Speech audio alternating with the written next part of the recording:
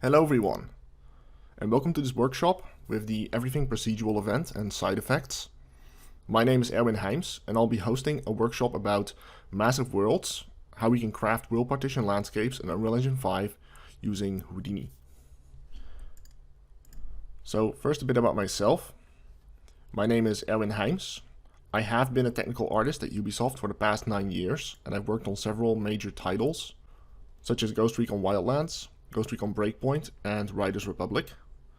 And this year, I switched to become a full-time Houdini teacher and procedural pipeline consultant at my own company, E-Houdini Academy.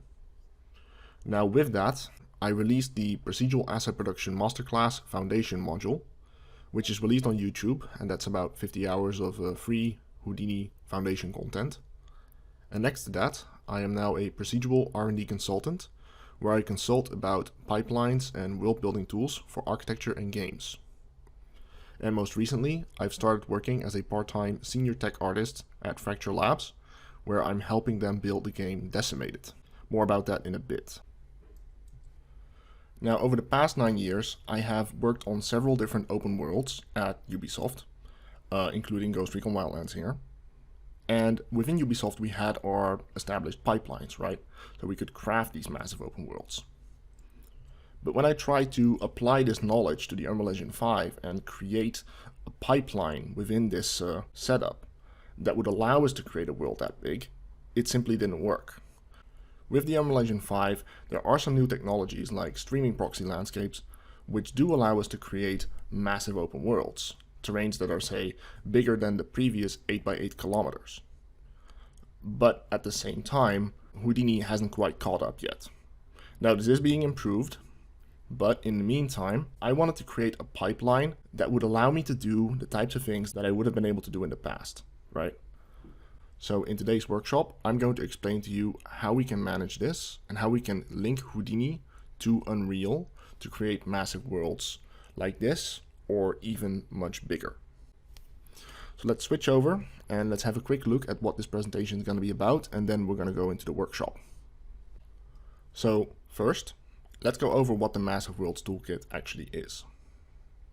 Then I quickly want to go over the roadmap and some of the feedback that I've received from people who are already using the toolkit. We'll go over how to get the toolkit, how you can get it, and how you can install it. And then we'll switch over to the workshop portion, where first I'm going to go over some of the basics regarding Unreal streaming proxy landscapes and edit layers. We'll go over the individual assets that are currently part of the toolkit, and then we're going to start building our massive world. So at the end of today, you're going to have a traversable interactive world that was created using Houdini. So let's get started. Okay, so first, what is the Massive Worlds Toolkit? The Massive Worlds Toolkit is a Houdini-based framework for open world construction in the Unreal Engine 5. This basically means that this offers you the ability to create landscapes in Unreal, bring them to Houdini, edit them, and then bring them back to Unreal. There are several different tools, and these tools basically complement each other. They link to each other, and they can also work with the Houdini height field pipeline. They do all the hard work that's required to translate between Unreal's landscape format and Houdini's height field format. Now, as for what the toolset does, here's a little example. For example, here I have some roads I'm stamping into my terrain. I can apply different material layers, and then when I'm done with that, I can render it out. So this is just a little sample of the pipeline. I have the ability to specify a folder for my cache, press render, and then the tool will go about rendering out some tiles. And in just a few minutes, we'll have all the tiles that we want to then bring back into Unreal. We can import these, and then we can apply them straight to our terrain. So let's quickly discuss about why I created the Massive Worlds Toolkit. I already explained that there were some issues, but let's go into detail here. So last year, the Unreal Engine 5 was released, and it is still evolving. As such, the Houdini engine is still playing catch up. Now, one of the limitations we have right now is that we are unable to use landscape streaming proxies, which are part of the Unreal Engine 5, and its new will partition pipeline and use it with the Houdini engine. We're not able to create them at this time. Now this is being improved. Supposedly SideEffects is going to release an updated Houdini engine with Houdini 20 that does support streaming proxy landscapes, but that's not currently the case. Okay. And then next we have the problem that the Houdini engine only creates data, but it doesn't actually update it, right? When the Houdini engine updates something, it tends to remove the old data and then replace it with something new. Okay, so when we're dealing with landscapes and we have this big landscape and we have vegetation attached to it or road splines embedded into it, right? It will simply replace that landscape, or it will create a separate one and then we have to manually delete it. Either way, we're not able to update the existing landscape using the current Houdini engine output.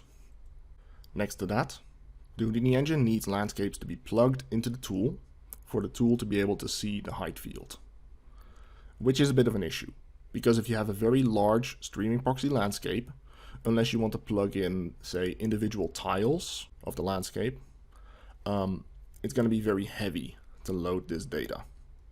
So we don't really want to do that because this would quickly blow out our memory load on massive landscapes, and that will exceed any PC. Now to solve these problems, I present you with my solution, the Massive Worlds Toolkit. This is basically a Houdini-centric pipeline for open world construction and data management. It's a bidirectional, non-destructive pipeline between Unreal and Houdini, and powered by a couple of Houdini assets that can both run in Houdini and the Houdini engine.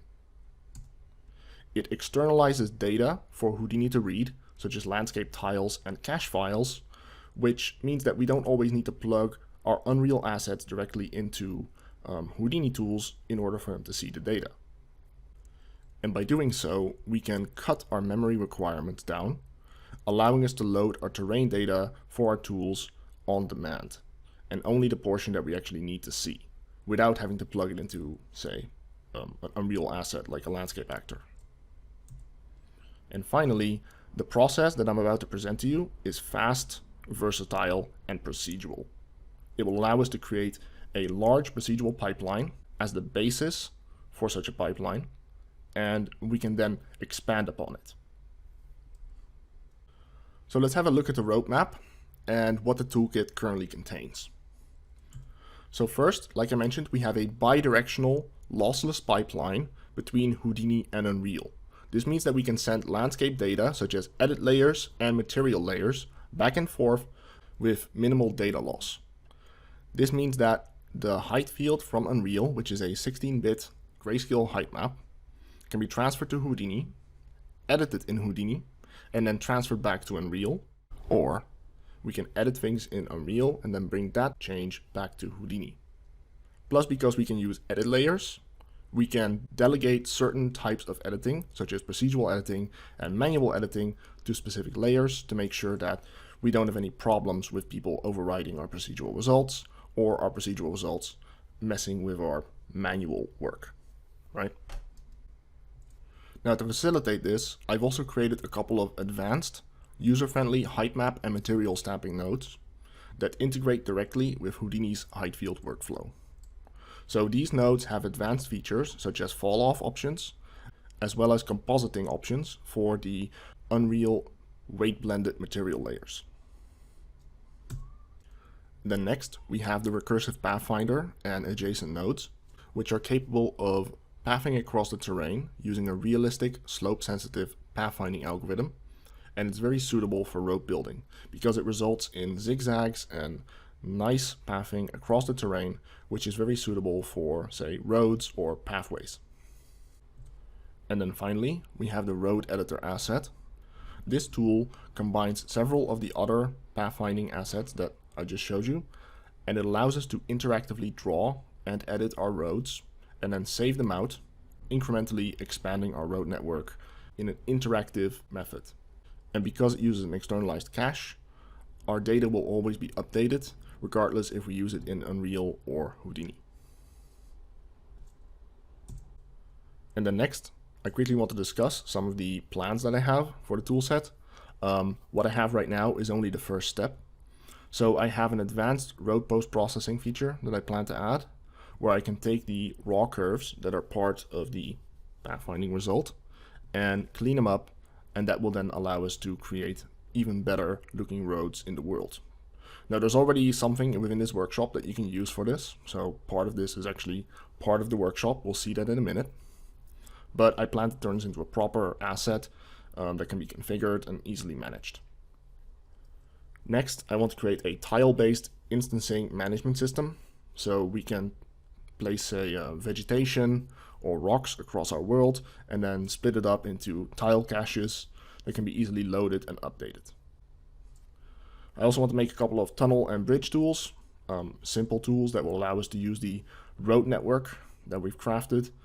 And then finally, I'm also thinking about creating a couple of additional procedural terrain stamps, something for, say, mountains or valleys, maybe something for rivers. Basically, more general tools for shaping our terrain procedurally within Houdini with minimal effort. Of course, there's also other improvements that I want to apply, but we'll get to that as the toolset gets developed and used. I will be using your feedback, if you have any, to improve the toolset over time. Speaking of feedback, here we have Oscar Mateos. He's the Houdini artist at Fracture Labs, and I'm working with him to integrate the toolset into their pipeline. And he said to me the following, that this is a complete overhaul of how terrains of this magnitude are generated, and allows you to have a solid foundation on which to start developing your tools. So go ahead and read this if you want, but let me quickly show you what the toolset is going to be used for within Fracture Labs. So let me present to you Decimated. So Decimated is a multiplayer online role-playing game set in a cyberpunk world, and it will be using the Massive Worlds Toolkit in order to create the large open world landscape that they plan to use for their open world survival. At the moment I don't have any footage from the game itself using the toolset, but I do have this trailer. So let me quickly show you what the game is about.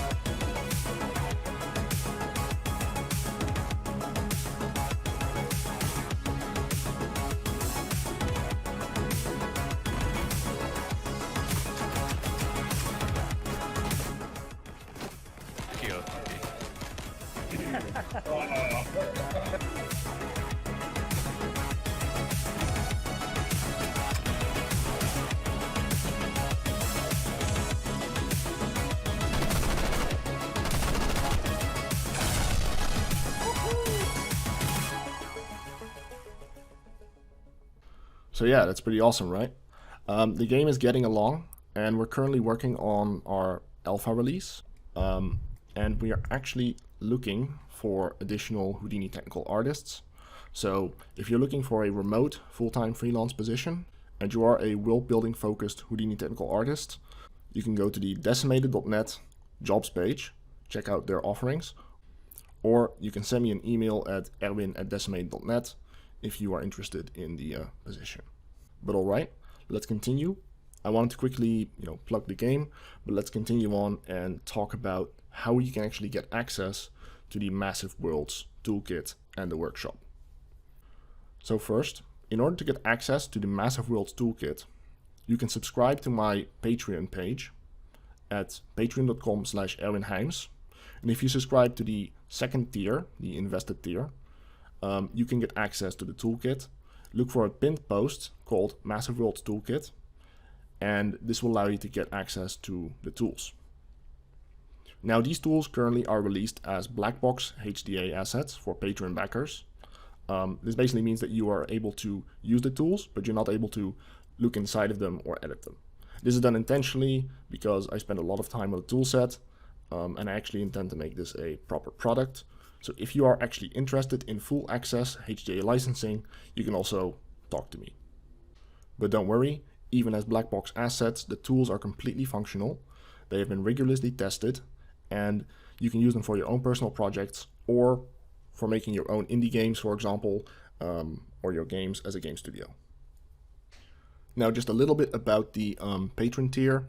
If you get the HRO tier or higher, you get access to the toolkit and any follow-up updates that I plan to do. Plus, I'm also scheduled some live streams which will explain how the toolkit actually works. So I will go into its inner workings. I've already posted several blog posts where you can read about some of the challenges that I had to go through to develop the toolset up to this point. And you'll get access to the Discord for feedback, questions, and live updates. Now next, as for the workshop files, this is the Unreal files and the Houdini workshop file. So you can get access to those from the link in the description below. It's a 2.8 gigabyte download, and it will include the Houdini workshop scene, the Unreal project, as well as some of the example cache files like our tile cache and our road curve cache. So basically everything you need in order to get started.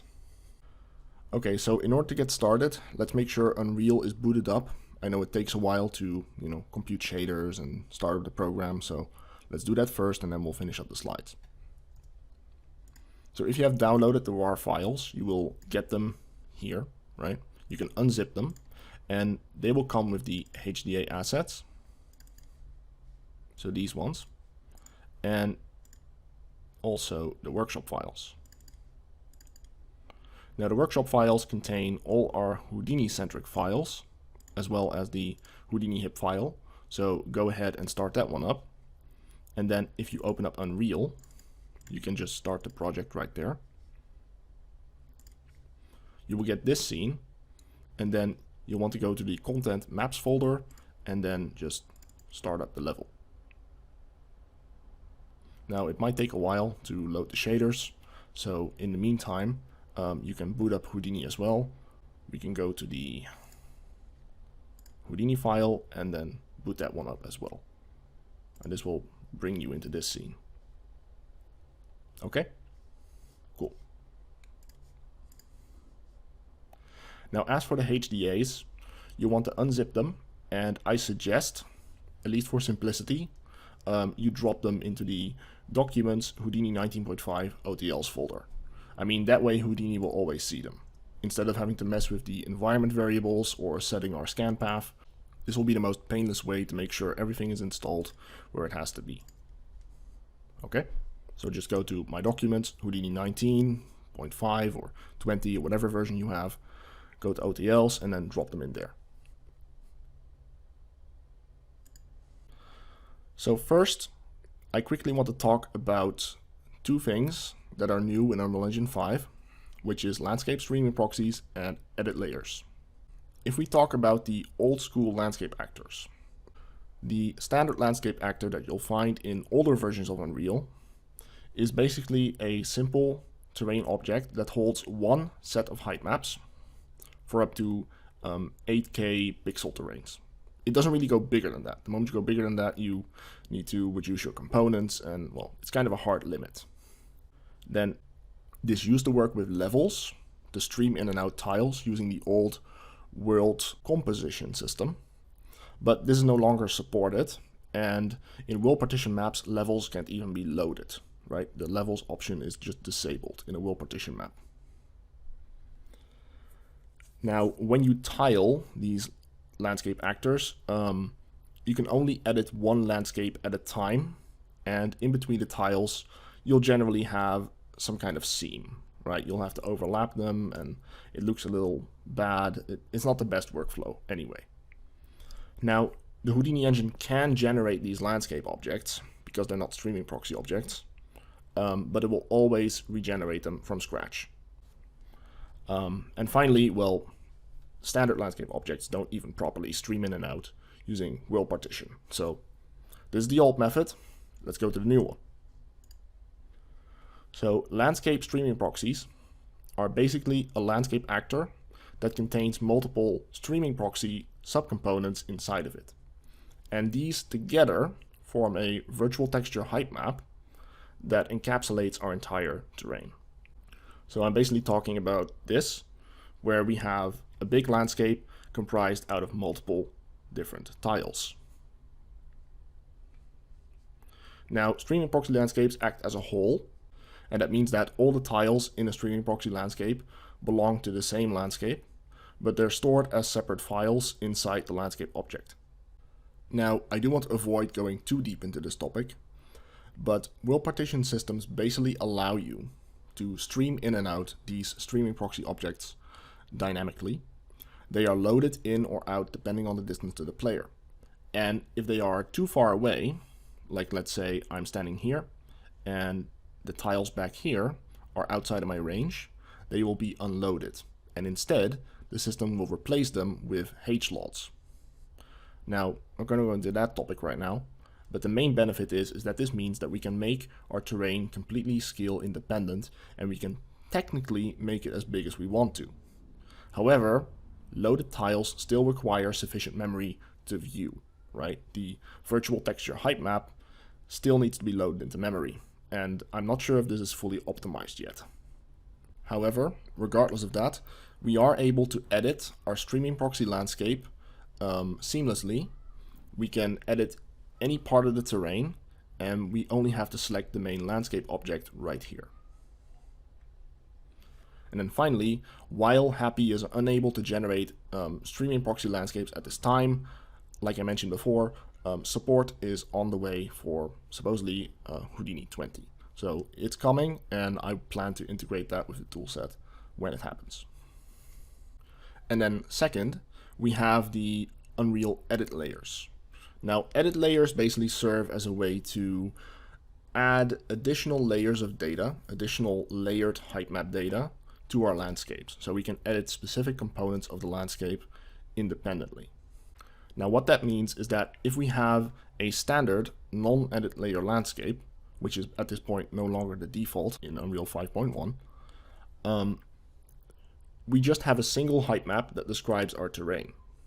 But that means that if we edit this, we also edit this terrain. And if we then bring this back to Houdini and back and forth between Unreal and Houdini, we basically be constantly accumulating data into the height map. There's no way to undo it. So that's a very destructive workflow. Now with edit layers, however, we do have the ability to work on separate layers. And that means that we can keep all of our Houdini related terrain stamping to a dedicated procedural layer. Any other changes we make to our terrain, we can then do on the other layers, such as manual painting, or keep the original terrain, the base layer, completely pristine and intact. So we can always erase our changes and get back to that state. Now over here you can see, for example, that while the original terrain is looking like this, these gray textures here are basically additive layers, and they get stacked on top of each other. So this one gets this one added to it, then this one gets added to it, and then that one gets added to it. And depending on how they add or subtract from the previous layer, we get a new result. So if our procedural data adds and subtracts some detail here, we can stamp in, for example, a procedural road. Now let me go into a little bit more detail here. So Unreal's edit layers work in an additive method. They allow you to stack information on top of one another. So on the left here, I have the base height map. This one can come from, say, World Machine or Gaia, or maybe it was generated in Houdini, right? But we brought that into Unreal, and that's our main terrain. Now this one spans from 0 to 1, so bottom of the map to the top of the map. The height map cannot go lower or higher than that. And then next to that, we have this post procedural layer, which stacks on top of that one. And it has some additive changes. So if we add this to that map, we get this result. And that might be very useful in case we have, say, a house that we place somewhere, right? So if we want to place a house at a very specific location and we want to have some very custom sculpted terrain there, we can add it to, for example, the post procedural layer for micro handcrafting, for example. Now there is a problem with this additive approach, in that if we then start to add data in between the first layer here and the last layer, it gets accumulated and it gets offset. So in this case here, I do some procedural editing. Let's say this dark blue line here is some procedural information that we've applied. It looks like this. And as a result, our terrain is now shaped like that. No longer this gray line, but this result here, the colored lines. This does, however, mean that this house is now underground. You know, we just buried our house because our manual change here got offset. Now, my tools do have a compositing system built into them that allow us to resolve these types of conflicts. As a result, we can instruct the tool to keep our manually painted results, keep the maximum result, the minimum result. We can even make it erase any procedural changes if a manual change was already present. So that will allow us to preserve our manually crafted result while still applying our procedural one. So what this means is that the process and export tiles HDA, the main core asset that allows us to import and export our Unreal tile information to and from Houdini. This one contains a compositor, and we can set per layer how that layer should respond if a previous layer was updated using some kind of procedural change. Now, I'm not going to go too detailed into this topic. It goes quite deep, but unfortunately I don't have the time for it in this workshop. So if you have more questions about this, you can check out my blog posts on my Patreon, or just go to my Discord and, ask me questions about it. There will be a dedicated channel in the Discord for the Massive Worlds Toolkit, so you can always go there. But okay, let's quickly have an overview of the individual tools of the toolkit, and then we go into creating our landscape. The first asset that we have is an object level asset, and this one is the Massive Worlds Tile Gen. You'll find this on the object level of the work scene, and this one can generate blank tiles at your designated landscape size. And you can use this as a starting point to create your landscape in Unreal. We'll do this in a minute, so I'm not going to go too detailed on any of these, but basically this one's used to make a start. Then we have the Extract Unreal Landscape and Process and Export node, or PNet. And the PNet node here allows us to take the files that this node has extracted using the Houdini engine. It extracts it to a cache file, and then this one can load that and then allow other tools to use it, for example, stamping in features into the terrain. It can then also be used as the final node in the network to extract the information back out to a tile cache. So this is the main node of the system. Now, in order to load our tiles, in order to utilize them, we have the Load Layers node. Once we've extracted our data using the PNet node, we can then load those layers in to grab either the height fields at very specific tiles in our landscape, load them on demand, or we can feed another piece of geometry through it to extract the attributes to that geometry. Like, say, a curve, we can extract the height of a height field and then set the curve height. Then as for manipulating our landscape, we have these two nodes, the weighted height transfer and the blended material transfer. These two allow us to basically stamp several different features onto our landscape, such as the height map, or update one of our materials. And then automatically blend it, right? Automatically apply weight blending. We'll go into more detail on all of this. Here we have the pathfinding nodes, so these are the main nodes for the Pathfinder. We have the weighted grid, which creates a grid for the Pathfinder to use. A simple asset to allow us to configure our paths for the Pathfinder. And then we have the Pathfinder itself. And finally, we have the editor. And like I mentioned, the editor combines several of the other assets into one, and this allows us to create an interactive process. Plus finally, for the workshop, I have this little asset here, which can load the height map, it can load the roads that we've created using the Pathfinder, and then create some barriers on our terrain. Now I've got more tools to come, but this is what is currently available in the toolset right now. Alright, so let's go ahead and build our massive world map. Now at this point, there's one last thing I need to tell you, and that's basically that we want to limit the size of our map based on how much memory we have available. And this is going to differ per person, of course, right? If you have 32 gigabytes of memory, the maximum map you should probably make is an 8x8 kilometer at 1 meter per pixel precision. This basically means that if we have a terrain of 8x8 kilometers and 1 pixel is 1 meter, that's about the maximum you can get out of a 32 gigabyte memory system. If you scale up your terrain and you go to say 2 meters per pixel, you can go maybe up to 16 by 16. Okay, but then you'll have a less resolution in your terrain. On the other hand, if you have 64 gigabytes, you can maybe go up to 32 by 32 kilometers at max. But do keep in mind that pushing your memory to the maximum can cause crashes, it can cause instability, maybe loss of data, so, be warned. Now, to keep this workshop interactive, I recommend that if you have a 32 gigabyte system, you stick to a 4 by 6 kilometer map. Okay, the demo map that I've provided is 6 by 8, and you should be able to load that at least. But if you want to edit it, then maybe stick to these sizes here, just to make sure that you don't run into any crashes or other issues. In general, the rule of thumb is this: if you scale your landscape twice, your memory load increases 4 times. So likewise, if you downscale it twice, your memory load should decrease exponentially as well. But alright, let's go and move over to Unreal, and let's get started with the workshop. So over here I have the example file in Unreal, fully booted up. And if we have a look at it, this is a 6 by 8 kilometer map, like I just mentioned. And it already has some of these assets in it that we can see. There are currently 2 assets in the work scene, but we don't have the OTLs installed properly, so we need to deal with that first. So over here you'll find the barrier instancer in the HDA folder, but we won't have the extract Unreal Landscape asset right there, so we need to install that one.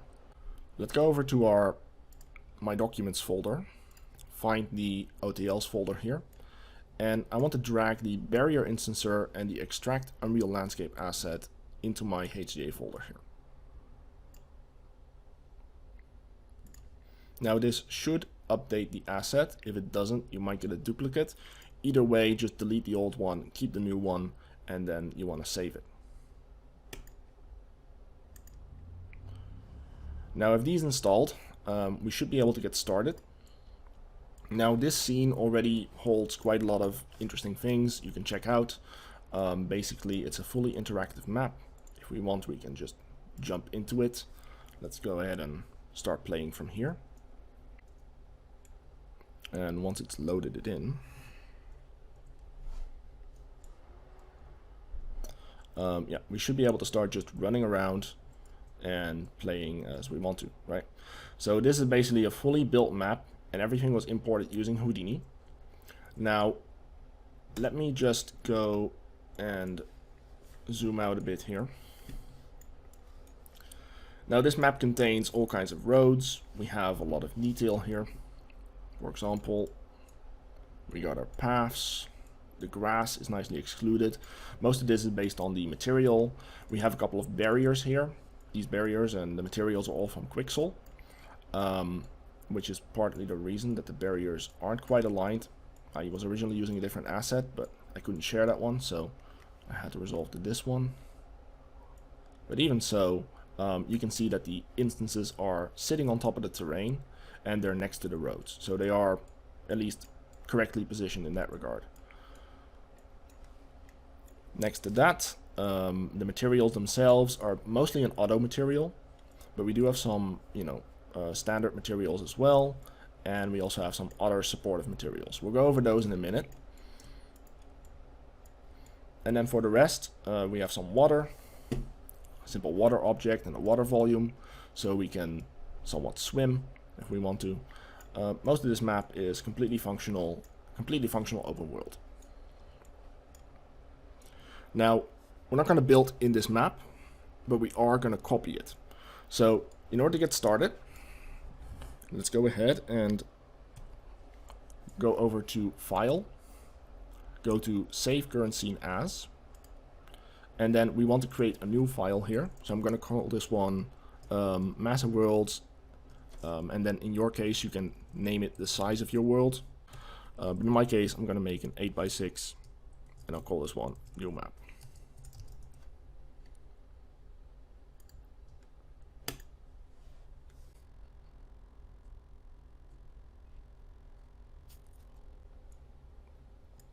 Okay, so this is basically going to drop us in a copy of this map, but we don't actually want to keep this height field because this is a streaming proxy world, and as a result we're basically just duplicating our height field. So let's go ahead and go to our landscape here, and this one will include all of our streaming proxy tiles.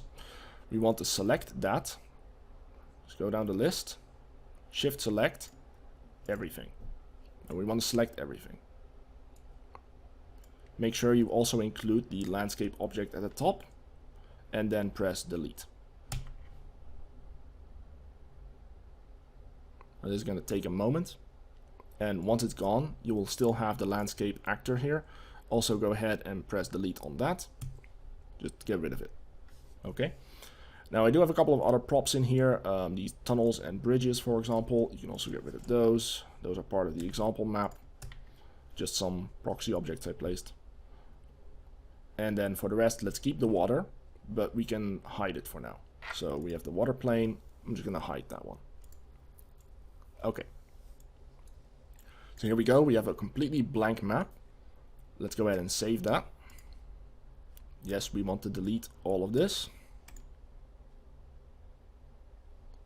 Alright, so now we're good. Now, in order to get started, what we want to do is first create our terrain. Now, there are a couple of ways to do this, and we can actually do it using the landscape tool. So if we go there, we go to landscape, we can use new landscape.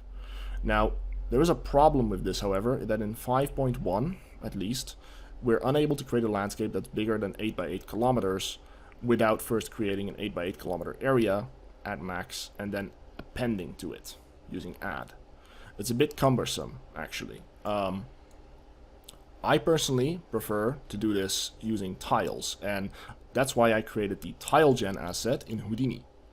This node allows us to create a landscape of tiles, export them out to a folder, and then import that into Unreal using the import from file option. And the import from file option can import a terrain of any size, okay? As long as the tiles that we have are properly named and they're all in their own folder, okay? The tiles for landscape need to have their own designated folder, so it will know the tile size. So over here, let's go over here and give us a folder where we want to export these to. I'm going to use the hip file because right now our scene file here, if we look at it, we'll have a tiles folder right there. This one is for the workshop. These are all the example files for the workshop. We're going to be using our own project folder. So let's go over here. Now, since your own workstation probably has a different file path, let's go ahead and update this one so we output these tiles to the right location. I'm going to type here $hip. And if you know Houdini, then you know that this basically leads to the location where your hip file is located. So if we do that and we middle mouse click on this, we see that it should point to the current folder where our project is located, and then it's going to pick the tiles folder. So that's this folder here, and then we're going to create a new folder in here called initial tiles. Let's go ahead and do that. Then next, let's decide how big our map is going to be and what resolution of tiles we want to use. Now in the past, Unreal used to use tile sizes of say 1009 pixels or maybe 504 pixels. This is no longer the case.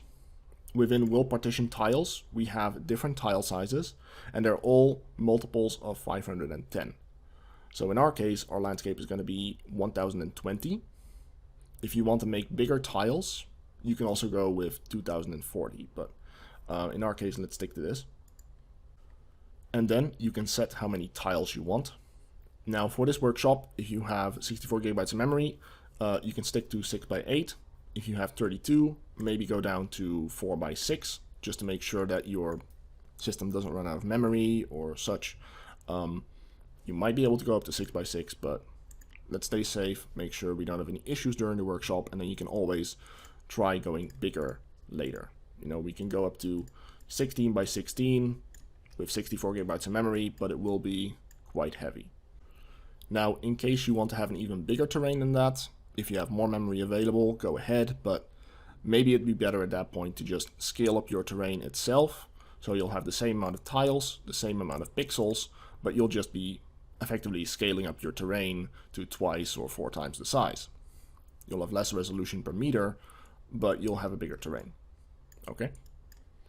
Now in our case, let's stick to our designated sizes. So I'm going to go to 6x8 in this case, and let's go ahead and create that. Now I'm going to start with a grayscale texture of 0 value, so we're going to create a black texture. And one thing you will have to do, and this should be fine if you've already dropped your OTLs into your Houdini home folder, into your My Documents folder, is have the Massive Worlds TileGen 1.0 specified down here. If you don't, you'll want to go to that folder and you'll want to specify it. Now with that set up, you can go ahead and click Render Tiles, and this should pop up the console, and then we'll tell you that it started rendering out the tiles, that it's in progress, and then when it's completed.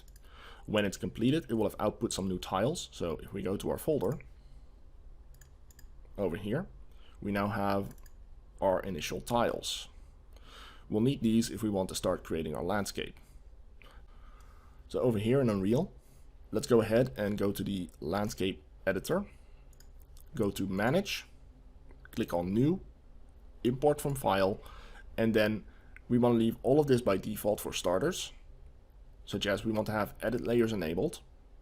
We do not want to flip the y-axis. I currently do not support that. World Partition grid size we'll keep at 2, and then we can import our height field file. So let's click on this button here. Then we can specify where our height field or tiles that we just created are located. So I'm going to go and grab my file path here. And then we can click on any of these tiles. Usually I just click on the first one. And what this will do is it will load in those tiles, and we will see a wireframe representing the tiles and their components. Now, it doesn't matter which tile we clicked on in that folder, as long as we make sure that we only have the tiles that we want to load in this particular folder. If we have anything else in there, it won't know what the size of our landscape is, because it basically just checks the size of the texture and then the coordinates to determine how big our landscape is going to be. So in this case, it's going to create a 6120 by 8160 pixel landscape. Next, we want to specify what material we want to use. I have provided with the workshop a couple of landscape materials, including a 1K and a 2K version. So if we go to materials, we'll find here the master material, and then we'll find 2 landscape instances. If you want to have a higher resolution terrain, you can use this one, but just to keep our memory load low for the workshop, let's go ahead and use the 1K version. Landscape will look a little bit less, but it will be easier to load. So go ahead and click on this one, M Auto Landscape 1K Instance. Make sure you grab the instance, not the master material, because we want to have all our settings set properly. Then next, make sure it's set to additive mode. We'll just keep it on additive. And then we want to load in our layer infos. So we need these in order for Houdini to see the individual materials. If we don't have that plugged in, it won't work. So go ahead and click on this drop down here for each of them and select the layer info that pops up. So we just want to do all of these.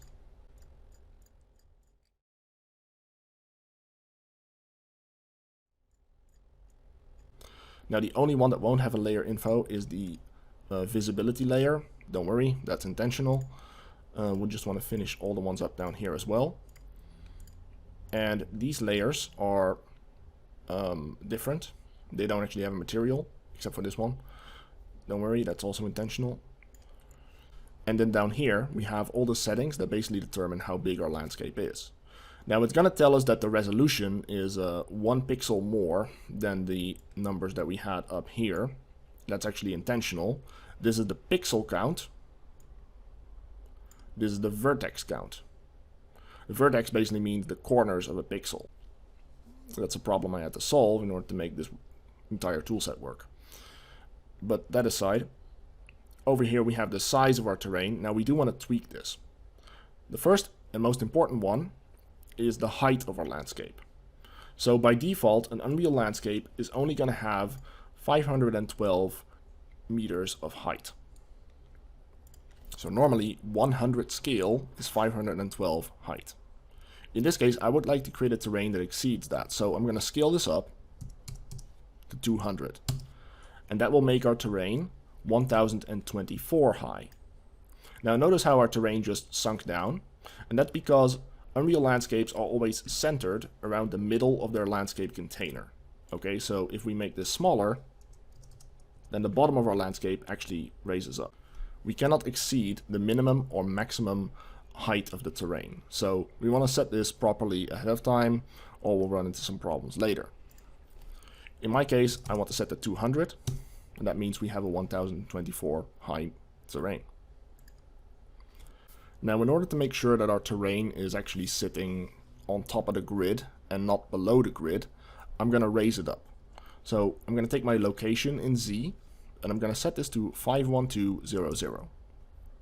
That's basically half of our height map range. So if our height is 1024, then our offset should be 512.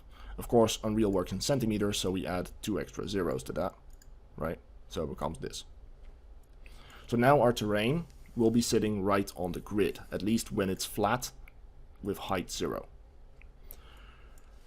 Now, we could go with this, but I don't want to lose too much time. So I just want you to focus on this here. Notice how the height map, or at least the grid outline of it, is actually bigger than our volume here. This volume was exactly the size of our original terrain. And that's because when we load in our terrain, it's actually imported at pixel scale. So right now our terrain is actually, instead of 6 kilometers by 8 kilometers, just slightly bigger than that. Now I don't want that. I would like each of my tiles to be exactly 1 by 1 kilometer. So let's go ahead and change that down here. Now if we were to use my import tool, it will actually tell you the exact size we want to give it. But it takes a little bit of time to update an existing terrain, just memory wise and update time. So I'm going to set my values here, and I'll just show you that in a minute. Let's go ahead and set this to 98.039215. So 98.039215. And we want to feed that into both the X and Y channels. And this will scale our entire landscape down. Just slightly squish the pixel size down so that it ends up inside the exact 6 by 8 kilometer area. If we keep our location set to 0, 0, and then the right height, then everything should be good and we should be able to create our terrain. So let's go ahead and click import. And then if we have our layer set, our material set, and our scale set correctly, we should have a good terrain to start with. Now, loading this is going to take a little bit of time. I'm just going to skip to the point where it's loaded it in, and then we'll continue from there. Okay, so here's our terrain. If it's showing you graphics errors like this, that actually can happen. This is not actually a real issue. This is just a graphics glitch in the virtual height map, so we can ignore that. But basically here we have our terrain. It's completely black because we currently have no materials applied. We'll sort that out in a minute. But first, before we do anything, let's go ahead and save. It's always a good idea to save your terrain before you go back to any other mode. And as you see, it just updated the virtual texture, the virtual height map, and that means now everything is fine. It was just a graphics thing. Now the first thing I want to do here is update my layers, because I don't just want to have one layer. We have edit layers enabled, and we can actually have more than one. So let's go over here and rename the first layer to base layer.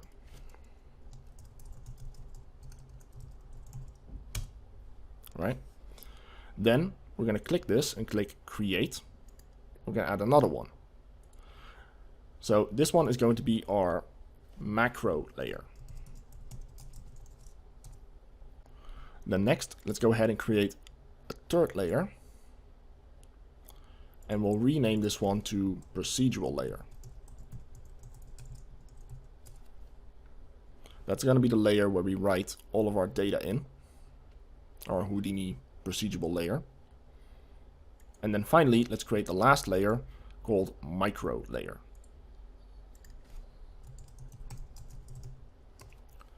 Now, just to give you a quick overview of what I intend to do with this. The base layer is the layer where we store our main terrain height map in. This is the base layer. We don't want to touch this one for sculpting the height. Okay? Now it's easy to make mistakes here when you're using this, so normally I lock my layers, make sure I only write to the ones I actually want to write to. But basically the base layer is where we put, say, our Gaia terrain or our world machine terrain or whatever we originally generated with Houdini. Then our macro layer is where we make major terrain changes that are hand sculpted. If we want to sculpt in a river or add a mountain or something, we put it there. This is still also mostly a manual process, though we could use Houdini to add, say, detail in here, but it's not something we're going to be updating all the time. Then the next layer is our procedural layer. We'll be writing our procedural changes in here, carving our roads, maybe any other stamping that we want to do, but something that's going to be replaced all the time. And then finally we have our micro layer.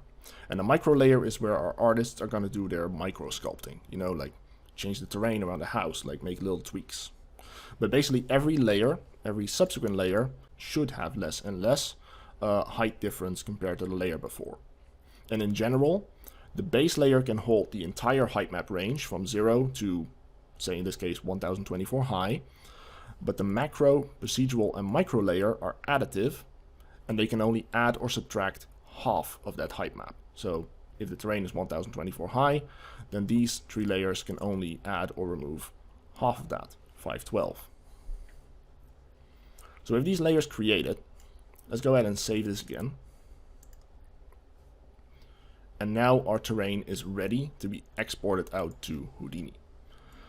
It's completely black, which means that none of our materials are currently applied, but we'll deal with that in a minute. Now there's one thing I quickly want to point out is that when we apply our height differences, we'll be applying it to any of these layers, basically the layer that we want to use, right? So if we want to write our height into the base layer, we stamp it into the base layer. If we want to write some procedural information that we constantly replace, we use the procedural layer. But our materials don't work that way. Currently, Houdini cannot read materials on different layers. It can only read it from, well, all layers combined, as if they were one layer flattened together. And secondly, weight blended materials don't actually work properly when you apply them to different layers anyway. So we only want to apply our materials to the base layer, right? So it's always a good practice to lock the layer you don't want to edit, do your sculpting, save it, basically just make sure you don't write data into the wrong layer. That's the main advice. Okay, so let's bring this into Houdini. So let's go up here, and since I've saved, right, we can go and save that. Go to selection mode. Let's bring up our detail panel here. And I am going to grab this extract Unreal landscape node that we have here, and I'm gonna, well, delete it because that was the old one. We want to replace it with a new one. Let's go to our HDA folder, and if you've already imported this, good. You can right click it, then go to instantiate at the origin. And you might have to start up your Houdini engine. Incidentally, you should have Unreal 5.1.1 at least, and the latest version of Houdini that I'm running is 19.5534. Make sure you have the Houdini engine installed, and if everything's working properly, then, well, you should get this. So now in the center of the map, our tool has appeared. So let's go over there. And if you notice your scrolling is a bit slow, just set it to speed 8, because this terrain gets kind of big, so we can navigate out easy. Now as you can see, we have some readout here, and the main thing it says right now is that it's missing a landscape input, and there's nothing to configure. Next to that, we have a guide, a couple of instructions, and some notes about landscapes. Since we made a copy of our current world, something to note here is that you should probably use the open world template if you are actually using a new level. So if you say new level, you want to use this one, because the open world is already pre-configured with world partition and one object, one file, and everything you need to make this work. So just a little tip. And next to that, we have some information about scales. Now let's have a look here. If we click on the tool and we click on the asset here, we can scroll down, and there are a couple of options we have available. So first we have the tool, we have the input for the landscape, I want to plug that in a minute. Then we have the configuration that we need to set, and then we have the output. And these options down here are for the visualizer and some debug options, so you can ignore these for now. And then next we have the guide, and the guide is basically just me giving you a little readout. Similar to this, it lines up what you can do, how you can use the tool. But I'm going to explain this here, so let's go to the tool. The first thing I would like to do is set the height value for the terrain. Because we know our terrain is at a scale of 200, so we want to set that here also to 200, so the tool knows that the terrain is going to be 1024 meters high. Next, we want to set our per pixel precision and our tile size. Now, when we exported our tiles, we were using 1020 pixels, and we want to make sure that we set that correctly here as well. Now, if we want to have 1 meter pixel precision, about 1 meter, we can use our default setting. If you want to have double the pixel precision, or basically a higher resolution of your landscape, more detail, you can use this, but of course that will exponentially increase your memory load. Alternatively, if you want to use less memory or have a larger landscape for the same amount of memory, you can use 2 meter or 4 meter pixel precision. And then the tool will give you corresponding values when it's taken in the landscape. As for our tile size, we are using 1000 meter sized tiles, so that's what we'll set here. Alright, then let's go ahead and plug in our landscape. I'm going to go up to landscape input, go to landscape selection, and we're going to grab our landscape object at the very top. Basically, it will show you every single landscape streaming proxy, every individual little square here. But what we want to grab is this guy, the landscape object. So if we go to our tool, we can then select it right here. And this is going to take a while. Unfortunately, there's nothing I can do about that. It simply means that Houdini has to load in the landscape and save it to memory. This is also one of the reasons that you want to have a decent amount of memory available, because we do have to load the entire landscape all at once for Houdini to see it. If you are using World Partition, you can use the World Partition system to load only a part of the map, and that will reduce your memory load. But the moment you want to import this back into Houdini, we do need to load the entire terrain. You can hide everything else, right? You can hide all the other data layers in World Partition, but you have to have the terrain fully displayed. So I'm going to skip forward here until it's loaded. It should take about a minute or so. So as you can see, it's now loaded in properly. Let me go to full screen. So as you can see, we now have a big blue outline around our terrain. We basically want to make sure that the blue outline and the red outline are aligned. The red area needs to be inside the blue area. And normally the red area indicates the height of our terrain, but if there's no height in the height map, it just thinks of it as a grayscale value, so it picks the middle value. That's why it thinks right now the terrain is this high. That's basically just how Houdini imports the terrain from Unreal. So until we actually have some height in this terrain, I cannot properly figure out the height. But besides that, we get some readout down here. So in the corners, you will find the path that it wants to save it to. We'll fix that. It will currently default to our Unreal Engine folder. Next, we have the statistics from the terrain. So we can see here that's the resolution of the actual streaming proxy landscape. We have the tile size that we've set. And then over here, we have our configured data. So if this is all set up properly, then down here in the second section, it will tell you the exact size and location that your terrain has to have. Let me go over here and show you. Let me scroll up. Then over here, you will get these settings. So we already set the scale and the height, as well as the offset in world position here.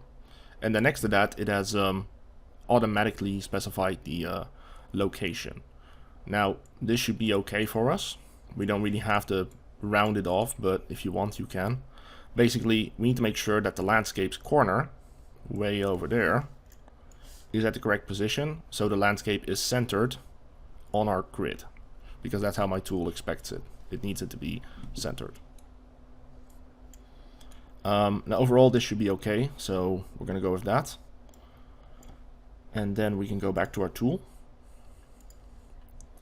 Now you'll notice that we also have some layers here. These are the layers that we fed into our landscape. We have our base layer, macro, procedural, and micro, and it's detecting them in that order. So you should have it like that. If you don't, then you'll have to update that on the landscape. So down here in the tool, let's go ahead and update our export path. I'm going to go to my folder, the main folder for our workshop. And over here, you'll find the landscape exports folder. We basically want to grab this one. So I'm just going to grab the file path from that and click these dots, plug it up in here, select folder. And well, that should update it. Sometimes if you just paste it in there, it doesn't always work. So I notice you want to use these dots for it to properly catch, or it tends to reset it. Then next we want to set the name of our output. So in this case, our previous one was called workshop. In our case, I'm going to change this to Massive Worlds Workshop New Map and enter. And then we have append stats to file name, and you'll notice here on the readout that what that means is that it's basically going to add the size of the landscape to the end of the file, so it's easier to recognize. Okay, so with that, we can now export it. So let's go to the tool. So we can click on this button, click on save, and now it should have output a file for us. Now here you can see in our landscape exports folder, we now have this cache file. It's a very small file right now because our landscape has no height information, and as such it's basically just compressed it. So there's no information to sample. But what it does have is an exact dimension of the terrain and a lot of additional stats that we've set. So we can use that in our PNet tool to import it into Houdini. And let's go ahead and generate a terrain for ourselves. So we can actually bring this into Unreal and have something to play with. So I'm going to go to Houdini, and here we have our workshop file. So we just worked with the tile generator. Let's hide that one, and let's go to the work scene. So let me just quickly show you what we have here. So we are going to start with the landscape generation over here. So we're going to bring in our terrain and then generate a little landscape and then output it again so we can bring it to Unreal. Then after that, once we have that, we can bring it back to Houdini. We can save out some files and then we can start building a road network using that. Over here we have the Pathfinder setup in a raw form, and here we have the editor setup that uses these same nodes internally. So we'll go over this quickly and then we can build some roads for our landscape.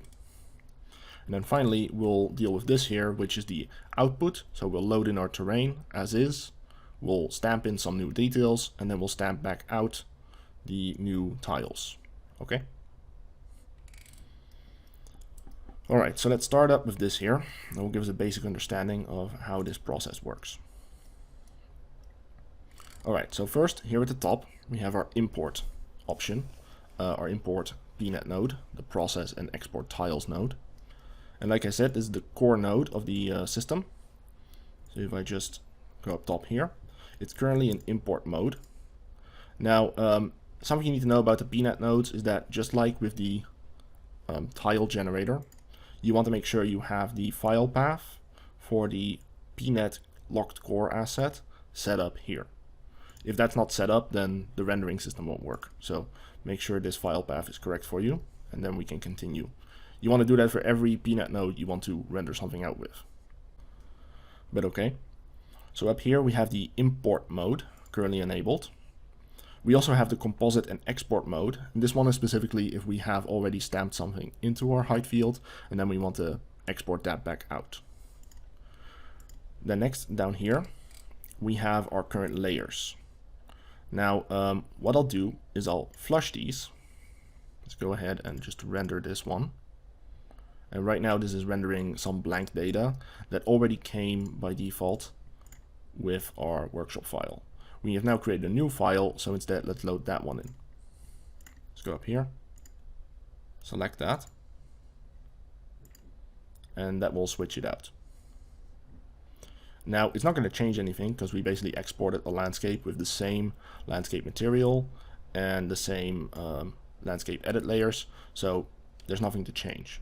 But if I were to clear these, then the tool will try to assume how your landscape is generated. In general, when you click on this button, it will do that for you and it will populate these menus. So what is this for? Well, by default, the landscape will have some data in it. That's the file that we exported, and it will include information about the landscape such as its size, the resolution, the tile size, and the per pixel scale that we've set. Now, if we click on this button, then it will populate these configuration menus down here. And by default, you don't want to mess with that. This should be set up correctly. Unless you have additional edit layers that you don't want, you should be able to just leave this alone. Then for the materials, same thing. It will load in all the materials that have a layer info set on them in Unreal. If there's no layer info assigned, Houdini can't see them. So you need to make sure they're all assigned. Now, there are a couple of layers in here that in Unreal are no weight blended. So if I go to Unreal, go to my landscape, and then I go to painting, then at the bottom you'll see here a couple of layers that say no weight blending. Now normally weight blending means that these layers accumulate and they all have an influence, like a percentage, but it always has to add up to 100%. So if this one here, the snow, for example, has 50%, then the other materials only have 50% to distribute among themselves in order to do the blending. No weight blended materials don't care, and they can have a value from 0 to 100 influence independently from one another. I'll explain that a bit more in a bit when we do some material stamping. But basically, what we have to do here now is make sure that we set for the materials that have no weight enabled these toggles. So we want to disable it on the remove grass layer, the darken layer, the procedural dirt road, and the remove auto snow. If that's set up, then now the material nodes that follow in this network, the blended material transfer nodes, they will now know that these layers should not be considered when it does the auto blending.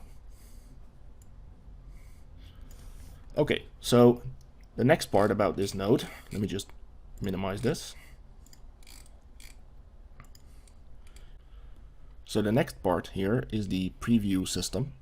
This allows us to preview any of the layers that we currently have inside the PNet node. This can be layers that were imported from Unreal using the import cache, or data that was coming from our export feature down here. So if we look at this right now, we have several layers available, including some of them that were generated by this node.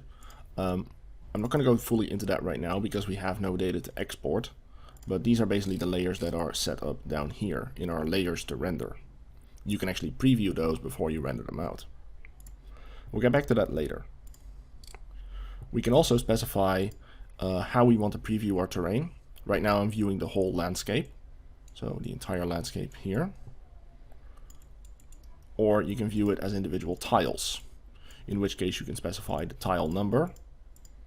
And if we zoom in a bit, we can see that we have the tile numbers here, plus the coordinate of the tile. Now, this can be useful if our terrain gets really big and we have a lot of data to view, so it'll be a bit faster and memory efficient. Now the last part here that I want to cover right now is the output layer for edit. If we're inside the import mode, the tool will output the landscape from the second output here, so we can actually start editing it. Now the preview mode is completely separate from that. This just allows you to view the data, but the data comes out here will always be the full data set. So if we look at that, we have a lot of our layers available right here. Now the layer that we are editing is the layer that will be edited, and then when we export it out, that's the one that we're going to apply all of our processing to.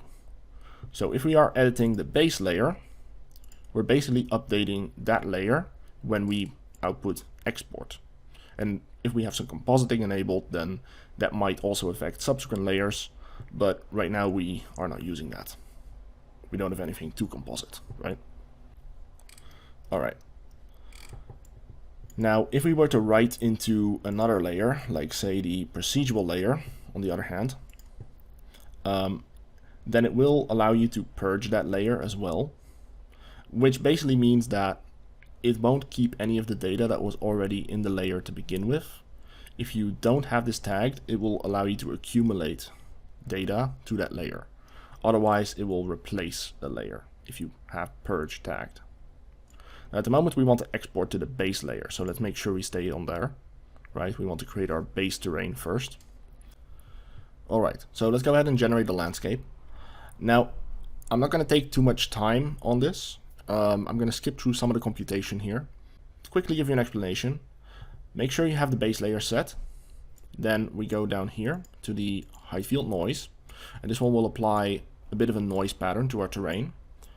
Now the Perlin noise works quite well for some simple mountains and quite broad valleys, but you can also maybe switch to simplex noise, and that will create more broader mountain ranges and some more smoother valleys down below.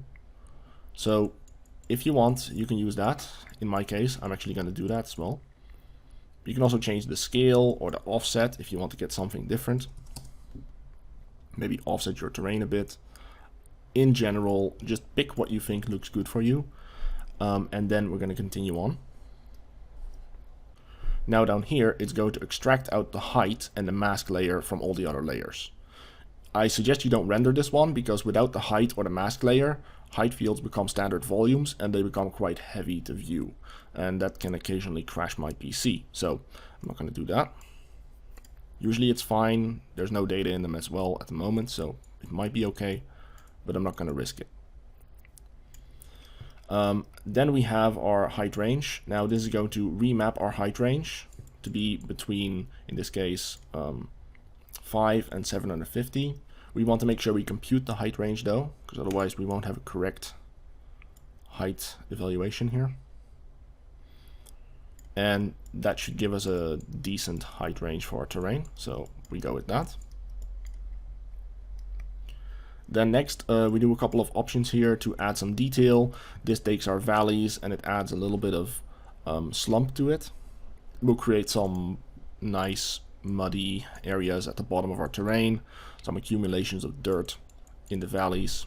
And if you want, you can change some of the settings here to here to change where it should stop that. So maybe we can set this to 300 and that will make the slump go just a bit higher, like that. Next we have the height field erode.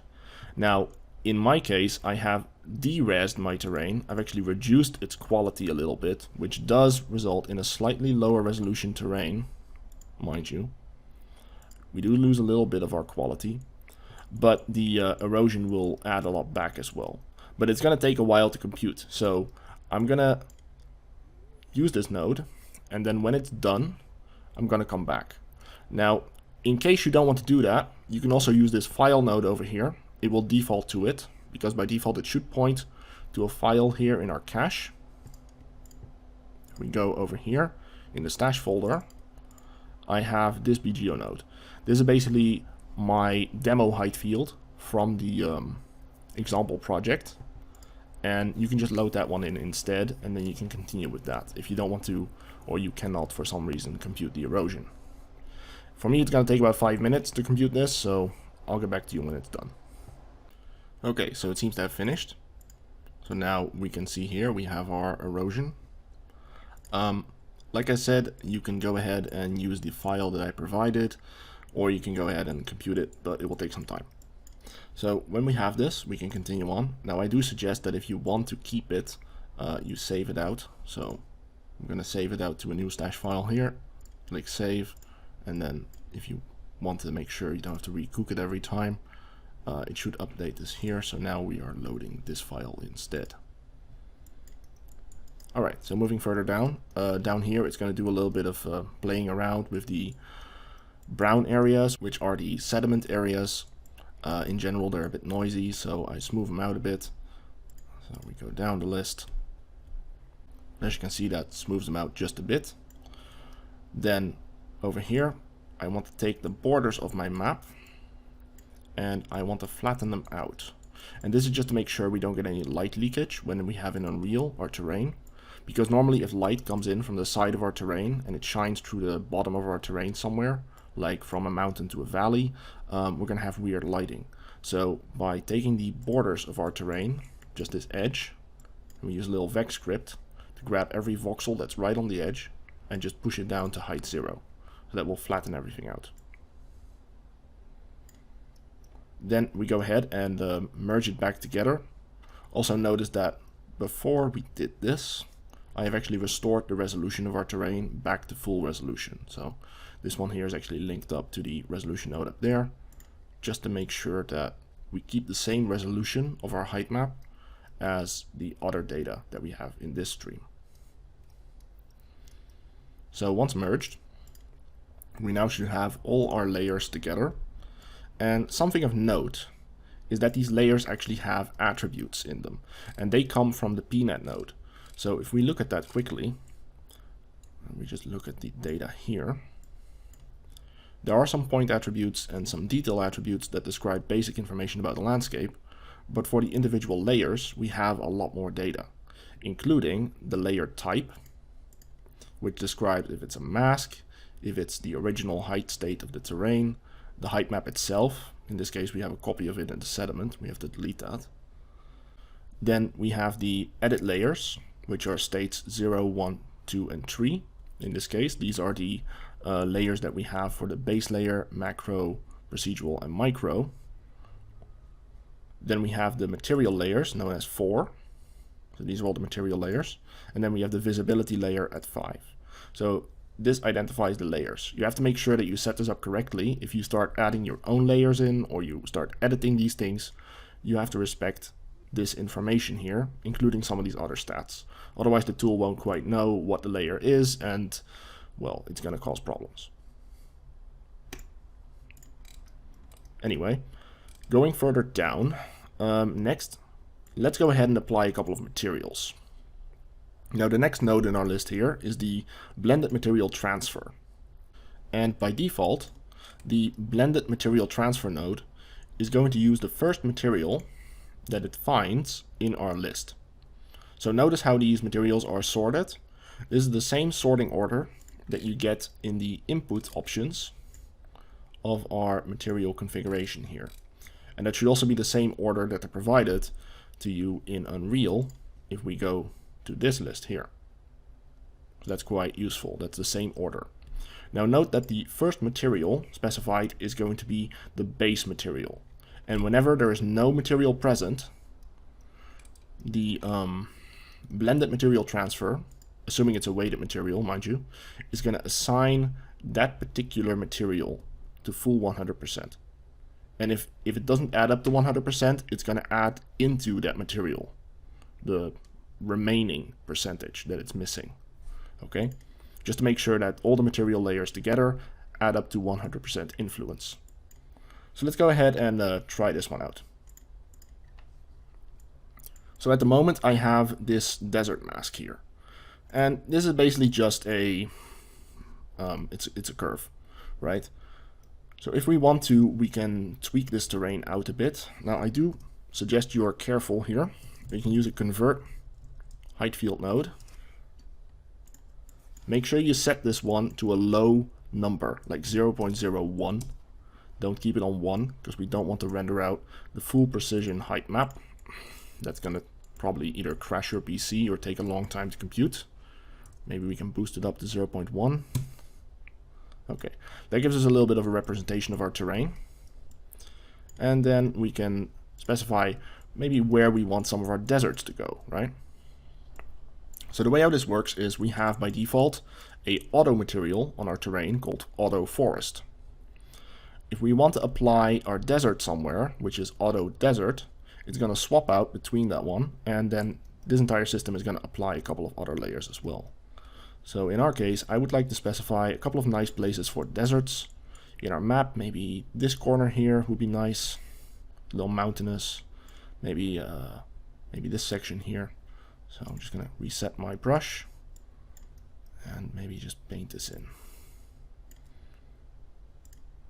We can snap it to the grid so we get some nice positioning going on. Quickly just designating a zone. I like to stay away from the mountains too much. I don't want to go to the top of a mountain.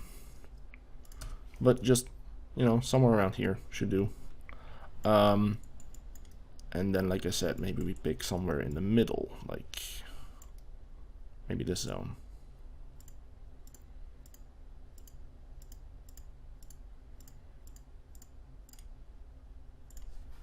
Alright, so once we're done with that, we can use a height field project to project it to the height field, and then we use this setup here to blur it. Then we can apply that as a layer mask into our blended material transfer node. Now you can also apply this mask from the other input, but then you have to set this one here over to input 1. So right now we're using a secondary input with the same resolution to get the mask. And we're currently applying the auto material here. Now another thing we're doing is we're applying it at max, which is the default setting. And max basically means that the material is going to blend with an existing material and it's going to keep the maximum value. We can also replace it if we just want to completely wipe the original material from that layer and then replace it with a new one. We can add, we can subtract, or we can simply say we want to just flood the material, which means everything gets set to 1, in which case it will look like that. It won't even use the mask at that point. Or we can erase it. Now I'm going to keep it on max. And then over here we have output as a mask. So if you have this tagged, then it will output as a mask right here. You will see what it looks like. And finally, we have the ability to stamp the intensity. Now, right now I'm stamping it at an intensity of 1.0, meaning it's going to just stamp it between 0 and 100% range. Now, if you want to know more about this, you can read this or the help file. But basically, if we limit our stamping range, then any other materials that are present underneath are going to be suppressed, but never fully erased. Or at the very least, they can be erased if they are too low, like if they were already really low to begin with. But the general idea here is that if in Unreal we were to erase this layer, then whatever other layers were underneath before, and they're going to be returned back to their original values. So you can use this or custom intensity if you want to set that. In this case, if we were to set, say, a custom intensity to say 0.5, then you'll notice that everything becomes more pale, like that. So it won't have as much influence. I'm not gonna do that here. Keep it on 1.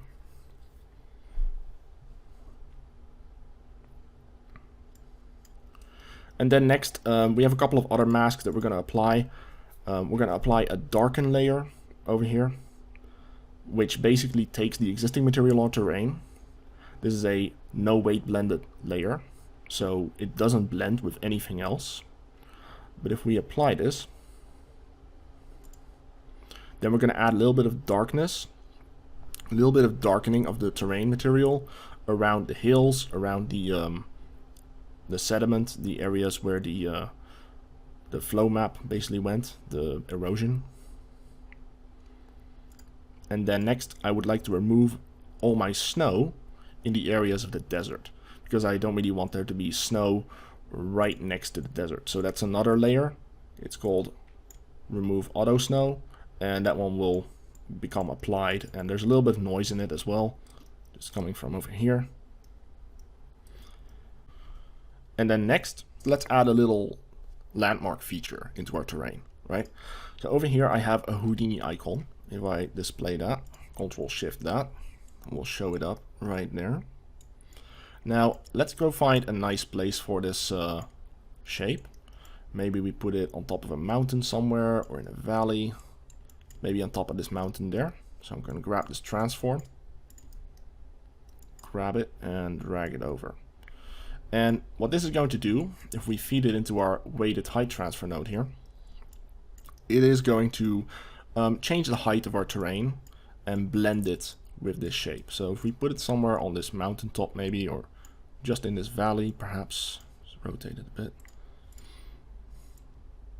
something like that. That's going to look quite nice.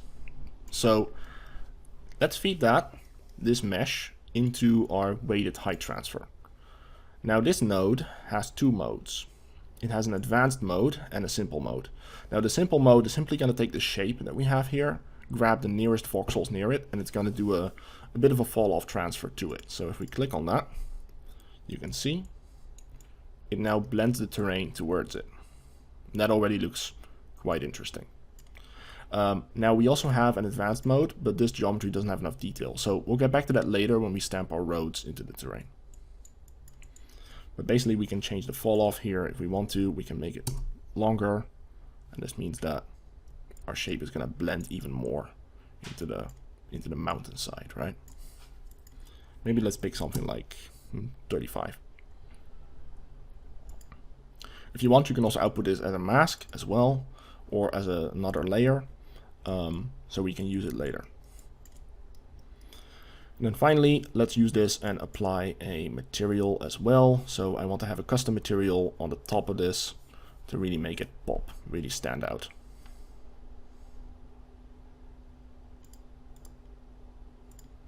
Okay, so this is basically going to apply that material. Now notice I have this node here, this build material mask. This basically takes my mesh, projects it onto the current height field we have here as a mask, does a little bit of blurring.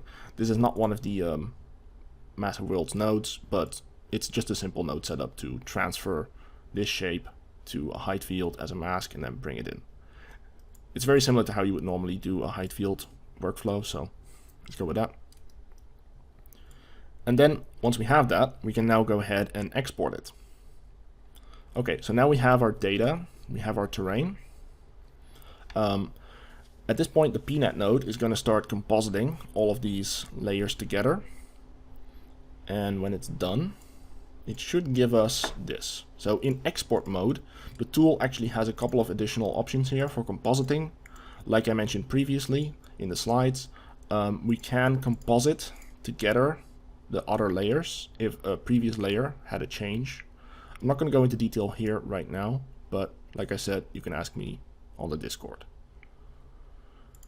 Next to that, over here we have our preview again. So now we actually have something to view. So let's have a look. If I click on this, you can see several of our layers, like for example our darken layer. If we click on that one, we can, and we render it, we can preview this layer, and it will show it as a mask as well as a little bit of height to display. We can also view the individual layers of our landscape. So here we have our base layer right now. Let's hide that. And you can see we've stamped our logo into that actually. Then we have our macro layer, procedural layer, and micro layer. We have not done anything to these layers just yet, so they're still going to be just blank, right? We have all our materials, so we have our default forest layer. And notice how the deserts have basically removed that particular layer right there, because it's a weight blended layer. But we'll also have this Houdini logo, which has been removed because that's where our custom forest material has been stamped, the forest floor material for the Houdini logo. And if we look at the desert layer, you will see the same. It's basically the opposite, because these are basically switching each other out. All right, so with that, there's a couple of other ones that we can look here at the bottom. They're called pre-composite and composite. Now the pre-composite is basically the state of the terrain as it was before we did our stamping. So that's basically a layer that was carried over from our import node, and we can actually export that out as well. This is the state from before. So we can also undo it, right? It's a way to get back to that state. Or we can view the composite. Now the composite layer is basically a composite of all the layers accumulated on its level and before that level. So right now we only have something that can view the composite base, right? We don't have any data in the other layers, but we can go to the composite post-procedural layer, so basically the micro layer. And you'll see that since all the other layers have no difference, this layer still looks like the base layer, but it actually has information, unlike if we look at the individual layer itself, which has none. I hope that makes sense. Basically, composites just accumulate the different layers together and allow us to load them in as an individual set of height map tiles.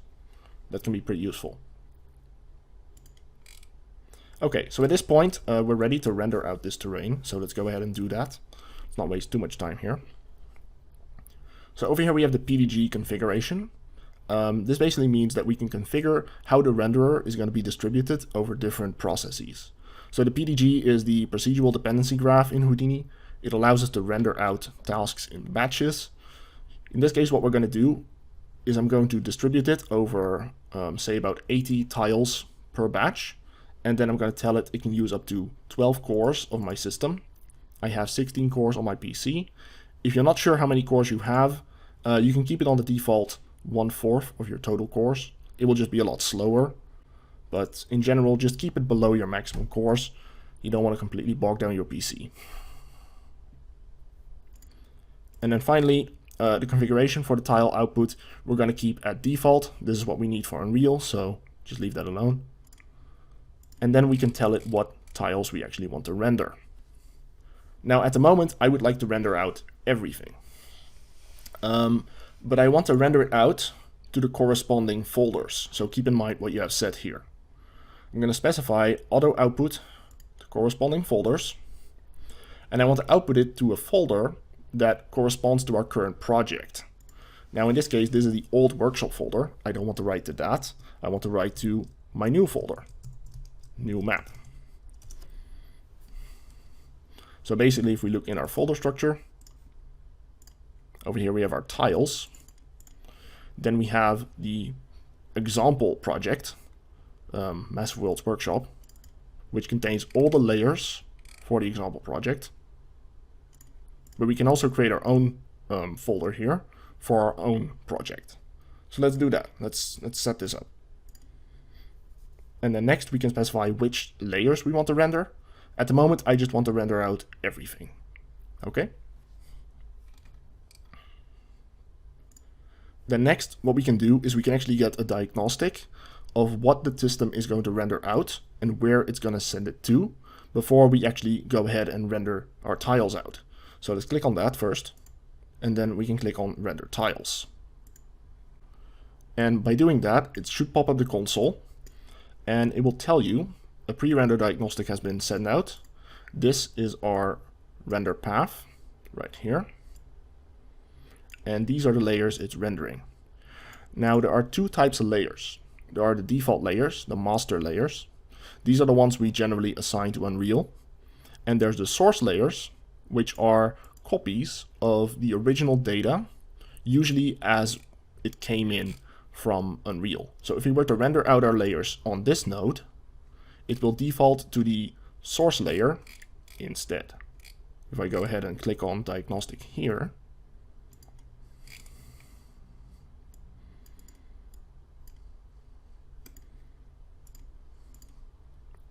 it will tell me that it's writing everything out to the source layers.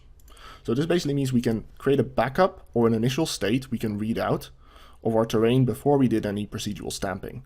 And this can be useful if we're going to load those layers in, for example, to grab the original terrain before we were to stamp in, say, procedural roads. And this is because we don't want to stamp in our roads based on data that already has roads in it, right? If we were to draw roads in our terrain and we were to move those roads somewhere else, then I don't want the road pathfinding to consider a terrain that already has that data. We want it to consider terrain that doesn't have it. So one thing we can do is we can use the source layers for that. Or alternatively, we can maybe grab the composite pre-procedural, because we're applying the roads to the procedural layer. So we can use the pre-procedural to stamp those in. So over here, back on the output, on the export node, let's go ahead and say I want to render out these tiles. And then we pop up our diagnostic again. Let's clear it. And we want to reset our tasks because we just did a PDG render. So we reset the PDG and then we render it out again. So now it's going to start rendering out our tiles to this folder. And it's going to take a moment. Now, depending on how many threads you've set in the PDG config, it's going to be a bit faster. In general, it should take a few minutes if you set it up properly. Shouldn't take too long, depending on how many layers you have. So once it starts rendering out, here you go. It's now starting to render out different folders. And it's just going to take a moment to process through all the tiles. So let me get back to you when this is done, and then we'll switch out to Unreal. Okay, so now all the tiles should have been rendered out. We should have all our layers right here. If we look at, for example, the, let's say the forest layer,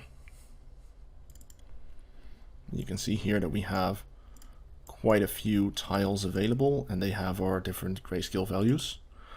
Same thing for, say, the composite base. Okay, so everything should be there. Let's go ahead and go to Unreal next. Let's go ahead and have a look at our landscape. So right now I'm in landscape mode. Let's go to Manage. And then under Manage, we want to go to Import. Now over here, we can now go ahead and import our different height map layers. So what we want to do is we want to select our base layer, because right now we only have a height map for the base layer anyway. And you want to make sure it's unlocked as well, so we can actually write into it. Then at the top, we want to import our height map. Now I've noticed that in general, you want to import a height map if you try to stamp in something. It's not always necessary, but I notice it's a bit easier to do it this way. So I'm going to grab the base layer in this case. We have these composite layers, but we don't want to put those in there because the composite layers are the accumulation of all the other layers. So we have the base layer right here. We have the macro, the micro, and the procedural layer. So the layer we want to write in this case is the base. We select that and open. And that will give us, in this case, a grid that should span our terrain. Now I have noticed that sometimes this thing is a bit wider than the actual terrain, but as long as these blue lines line up, you're fine. Now do take note that you don't want to move this. You want to keep it in its original position, because otherwise the stamp is gonna be in the wrong place.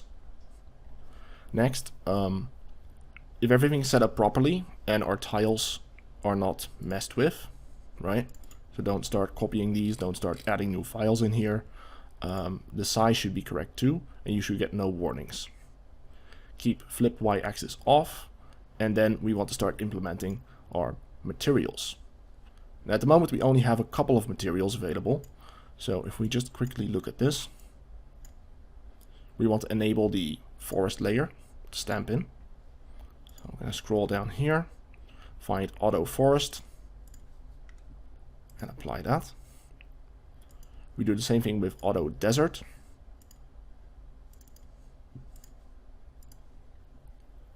And then we have the, let's see, forest floor for our little Houdini logo.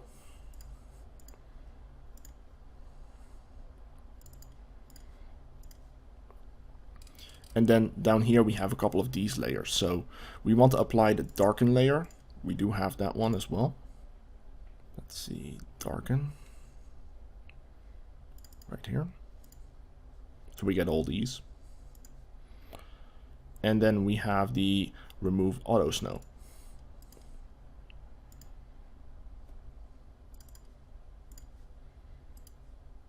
Okay, so if you specified those all correctly, then now we can click on import.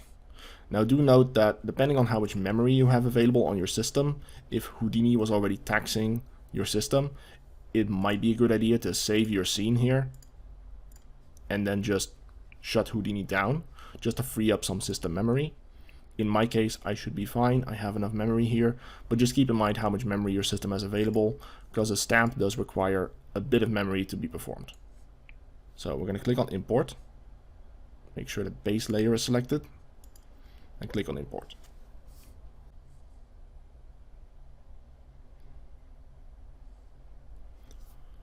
Okay, so at this point we have our terrain. Now it is probably going to compute some shaders first, because this is the first time our terrain is ever generated, right? So this might take a little time, but once that's done, we now have our terrain. So before we do anything, I suggest you again click save all, save your terrain. This will save out all the tiles again to the external actors folder, right? Because this is a will partition map. All these objects in the map are saved as an external file in this repository. Okay, save our map, and then let's go to selection mode. So here we go. That's our terrain. And as you can see, we have our desert here, as well as in the corner over there, basically based on where I drew my curves. Let's hide away this box, and we can have a look.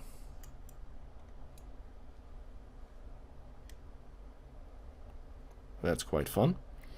It looks good to me. So yeah, great. And if we look over here, we should also have our little Houdini logo stamped into the mountainside. Yeah, there we go. So yeah, that's our terrain. That's going to be our start. And that's how we bring our landscape into Unreal. So at the moment, that means we have a fully playable map already that Houdini just generated for us. And if we also maybe display our water, then we have some nice beaches and little shorelines, right? So that's the first step.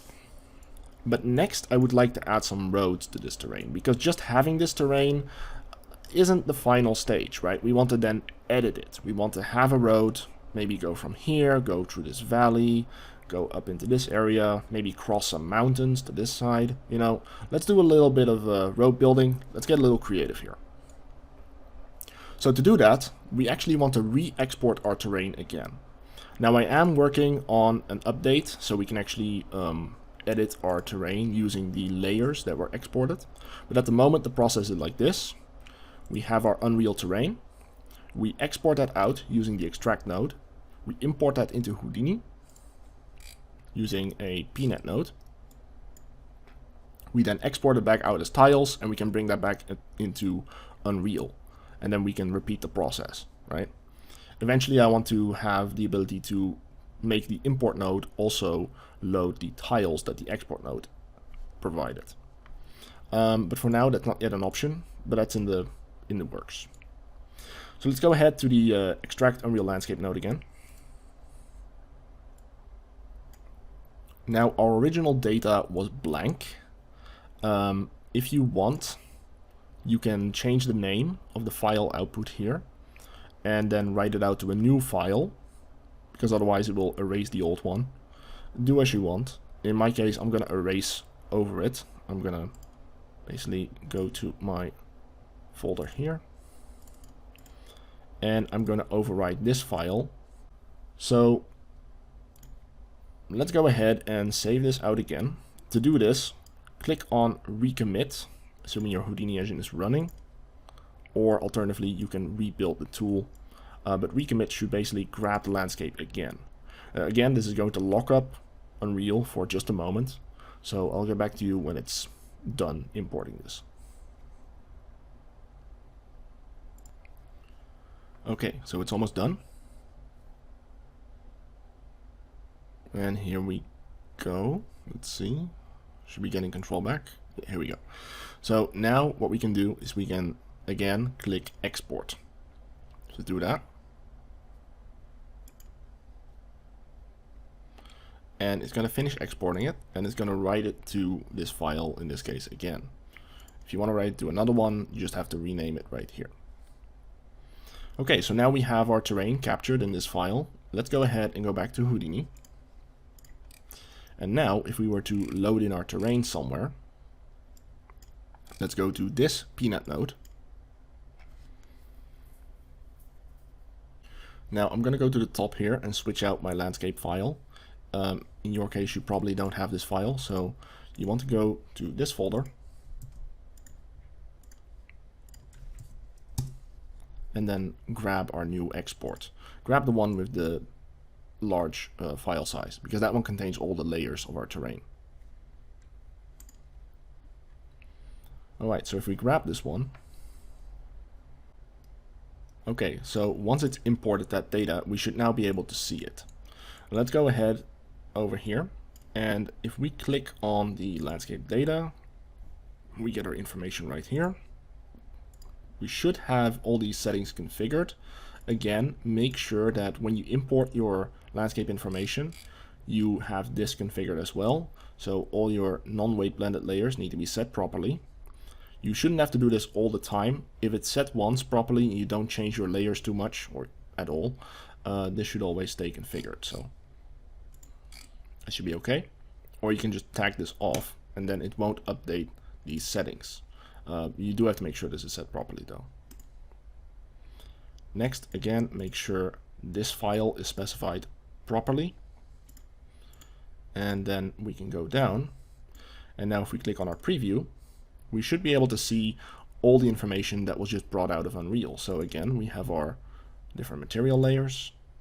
We have our height layers. Once again, there's nothing in the macro layer right now.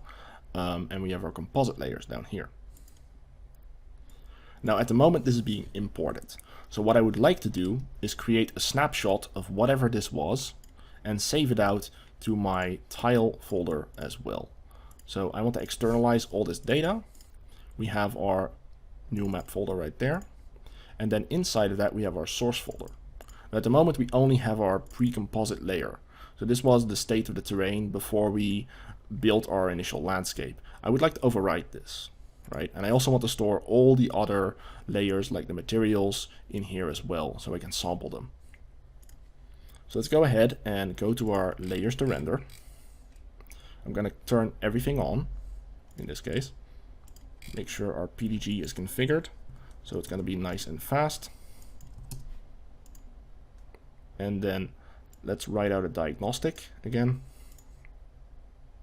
Oh, and make sure the folder is correct, right? You'll actually see that. That's why I usually write out a diagnostic first, just to give me a readout to make sure I don't write into the wrong folder.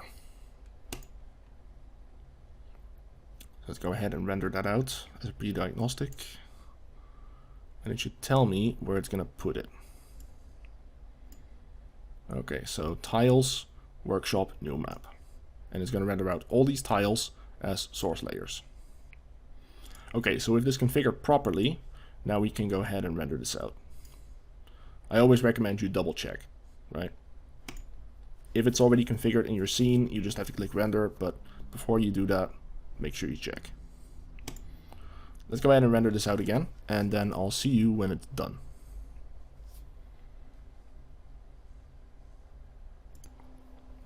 Okay, so our tile render is complete. If we now look in our source folder, we should have all our layers written out.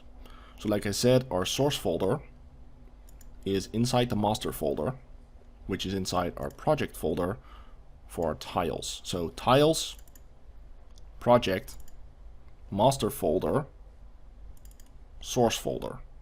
And the source folder is the snapshot of the terrain that came from Unreal. The master folder is what we tend to write out when we've applied our changes. Okay, so the source folder allows us to sample what was before. The master folder contains what is after. And now we have this written out, we can actually use it. So let's go ahead and do that. So let's go up top here. Now, I would like to build some roads for our terrain. Now, I'm not going to spend too much time on it, but let me quickly go over how the Pathfinder works.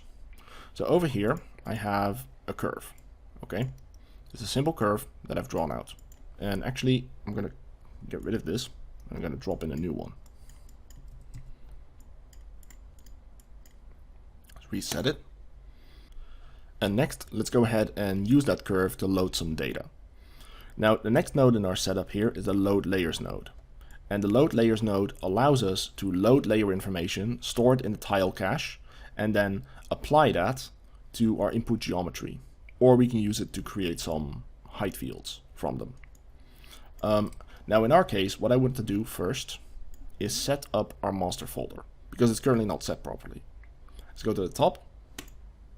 And then we want to browse to our current project. Now that would be over here. I'm just going to select that. Our current hip file location, basically. I'm going to go to tiles and then select our current project. And this is the master folder, so we just want to accept that. So now we have this file path, tiles, and then our project name. And this will allow us to load in that data. Next, we want to specify how we want to load in this data. So let me just disable some of these options and switch it to live. So the way how this works is that if we specify some kind of information like this curve, and we render this perhaps, then right now we're not seeing anything because we don't have any input information. But if I were to draw a section of curve here, let's say around here. And now this node is going to start looking for tiles that are in that same location. So let me expand this a little bit. And here you can see the grid of our terrain. These are marked as green tiles. And if we look at the second output of the node, so the blue output, we can also view the height map that's currently being loaded. So these are basically all the tiles that we're currently loading. Now the tiles we are loading come from over here. And let me clean this up quickly and I'll show you what it does. So currently we are loading from the master folder a material as height. And let's specify the pre-procedural composite. So the pre-procedural composite is, like I mentioned, the composite of the base layer and the pre-procedural layer. So in our case, that would be the base layer and the macro layer, the first two layers in our landscape, right? So this is the composite of that. Now there's no data yet in the macro layer, so it's basically just the base layer right now. We can import that as height, and then we can write it out to either a couple of height fields, or we can write it to our input curve. So if I were to resample this curve, you'll actually see that it should be grabbing some height information.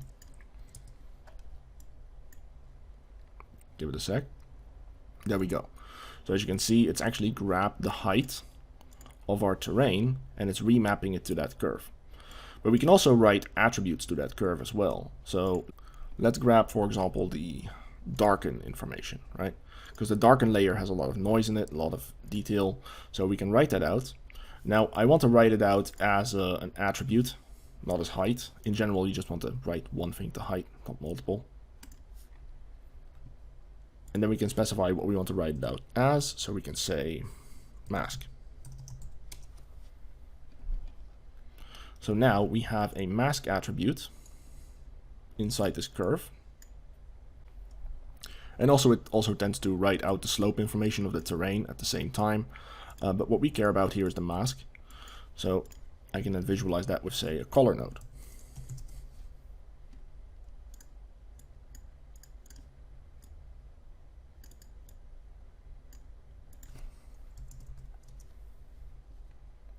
Right. So as you can see, we have some values in there. So this can be useful if you want to sample for your data a particular layer, and it will only load the layers that are actually necessary to be loaded. Now we can specify we want to load a bigger radius. So if we set this to 2000, it will load more tiles around our geometry. So it is possible to do that. In this case, we are loading everything around our spline here. Just keep in mind that doing that will require a bit more memory to load. Just keep it in mind. Now it's also possible to just load the entire terrain by using our tile IDs here. In this case, I'm not just going to do that just yet. What I am going to do, however, is feed this into this weighted grid node. Now the weighted grid node creates a grid for our Pathfinder to use. And we basically see this as a representation of red and blue lines. Blue lines are cheap, red lines are expensive. And this is a weighted result. And the Pathfinder will use that to avoid slopes and then try to stick to more shallow paths across our terrain. Then over here we can also set up a couple of other values. I recommend you leave these alone for the default settings, but you can play with it if you want. Now one thing we can do is maybe change our sea level.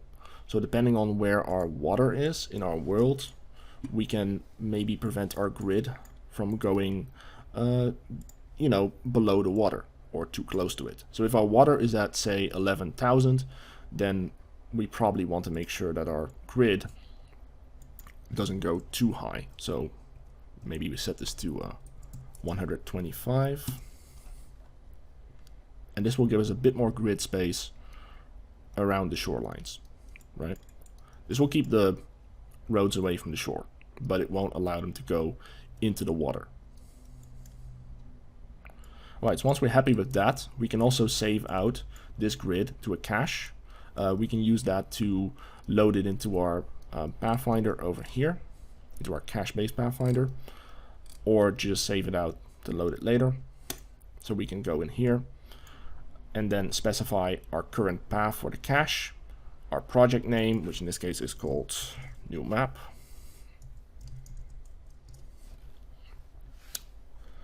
And then path grid, and then we save that out.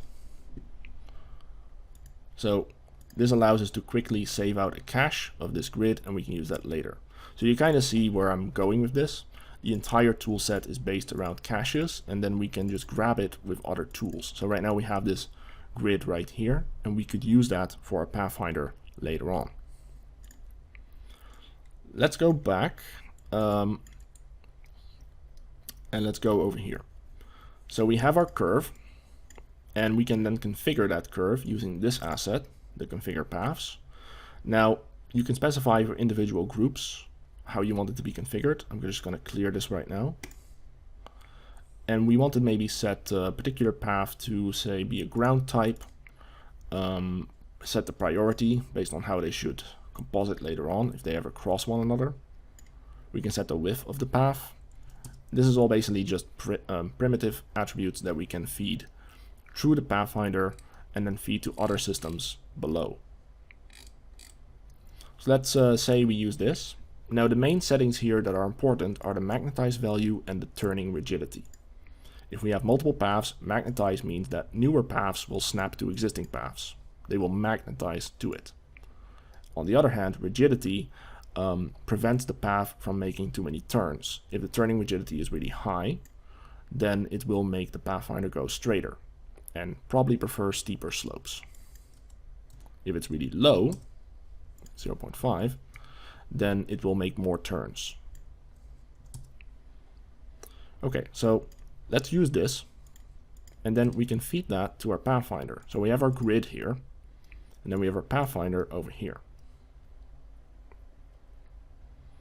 If we go ahead and run the Pathfinder using this grid and this curve, then now it's going to create a little path for us. If we go ahead and combine these with the terrain and we visualize that,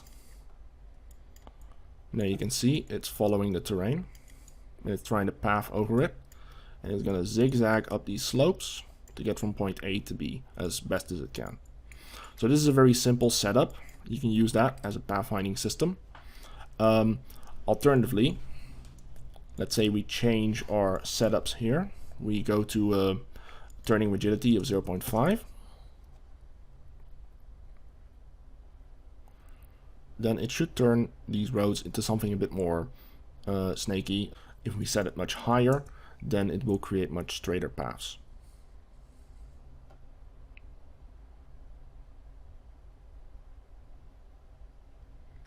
All right. Now, like I said, the Pathfinder is recursive, meaning that it can add existing roads onto one another. You can feed other roads that were previously generated with the Pathfinder into this input, or we can maybe path two paths in sequence. So let's go ahead and add another curve in here. Now I have noticed that the curve 2.0 is a little sluggish because it tends to update the viewport whenever you move your mouse over it. It causes the node chain to cook. So if you don't want to do that, you can also alternatively use the curve 1.0. If you use that one, you can enable that one using the asset options here, and then asset definition toolbar, show always, and then switch it to the standard curve node. If we plug that one in, and maybe we just draw a couple of segments here.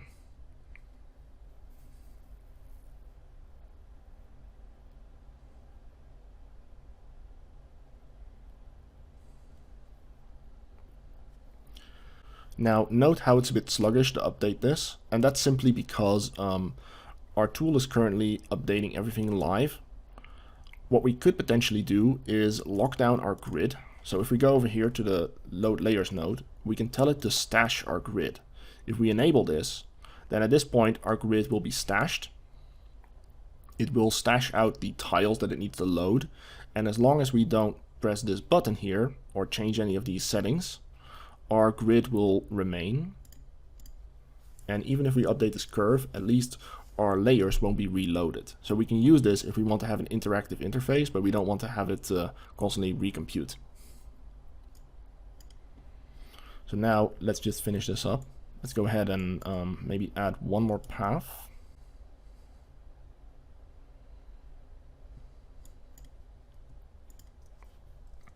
So we can press Shift and then click again. And I'll make it do a little back and forth. And as a result, the Pathfinder is very likely to just follow back over itself and then branch off somewhere to continue from there, which creates very nice snaking roads like this. Now we're still using a very high turning rigidity, so the system is not going to create a lot of zigzags. again, we can switch this to a lower level, and then it will create more zigzags, a more curvy road. All right, so if we like that, then let's go ahead and preview that here. There we go. So now we have a little road network that snakes across our map. Now, of course, using the Pathfinder in this way is going to be a bit sluggish, because every time we make an update, as you might have noticed, the system takes a while. It takes a while to think. That's not the most optimal way to do this. So let's go ahead and instead use our editor over here. So we can actually feed this to our terraforming system and apply the new roads to our world. So next, what I would like to do is go up here. I have this set up here for the load layers. Let's just go ahead and set this one up. So give me a second. We go to our workshop, tile folder, our current project, and then we select the master folder. Now notice how this particular load layers node has been configured to load tile IDs. If we look at this one, notice how it's currently loading everything, because I've basically told it to load everything from 0 to 1000. So all tiles from 0 to 1000 are being loaded. They're also stashed, so it's not going to change this at all. But we can always lower this and notice what happens. Maybe we set it even lower, like that. Notice how it's telling us that these are inactive stashes, meaning that they're currently still being loaded because they're stashed, but we're not actually asking for them over here. So if we stash this, then it's going to update this and unload all of these tiles. As a result, we don't grab that data, right? We do want that, so let's keep it back on 1000.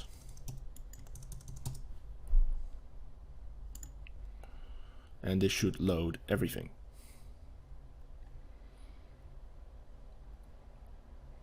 Now notice how we're currently loading the master source folder. This basically means that we are loading our tile information from the source folder. So this represents the terrain as it was in Unreal when we imported it with our import node, right? We can also load the master folder and then just make sure we load the pre-procedural one. But I'm going to stick to pre-composite, pre-procedural. So pre-composite, pre-procedural is basically the state of the terrain before any compositing took place. It's what generally is saved into the source folder. And this is the pre-procedural layer. So this is before we applied any procedural data. It's all about layering here. So in general, you want to pick the right layer to get your data from, so you make sure that you don't accumulate your data in the wrong way. All right, so with that, we can then go ahead and feed this to our grid. We're loading the whole map right now. And if we load the grid, just give it a second to compute.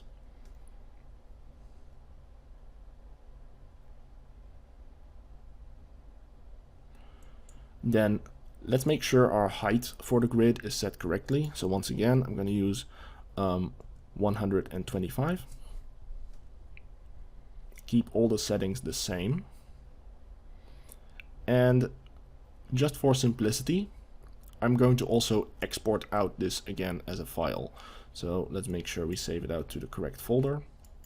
I believe we named this one new map. Yes, new map. Let's go ahead and save that one. As you can see, it's just been updated and we now have a pretty sizable file. The grids are quite expensive. Depending on how many connections you have, of course, it's going to be even more expensive if you increase the amount of connections available. That's just how they work, right? So by limiting your grid size, you can reduce the amount of time it takes for the Pathfinder to compute, but you also have less space to work with. All right, so next, let's go and look at the path editor. So this one is the second most complex node in the system. It's definitely the most interactive one. This tool allows us to draw paths into our world. Okay, so the first thing we want to do is make sure we set up the tool. We want to make sure we write to the right folder to the right project. So I'm going to write this one to new map and then leave everything else the same.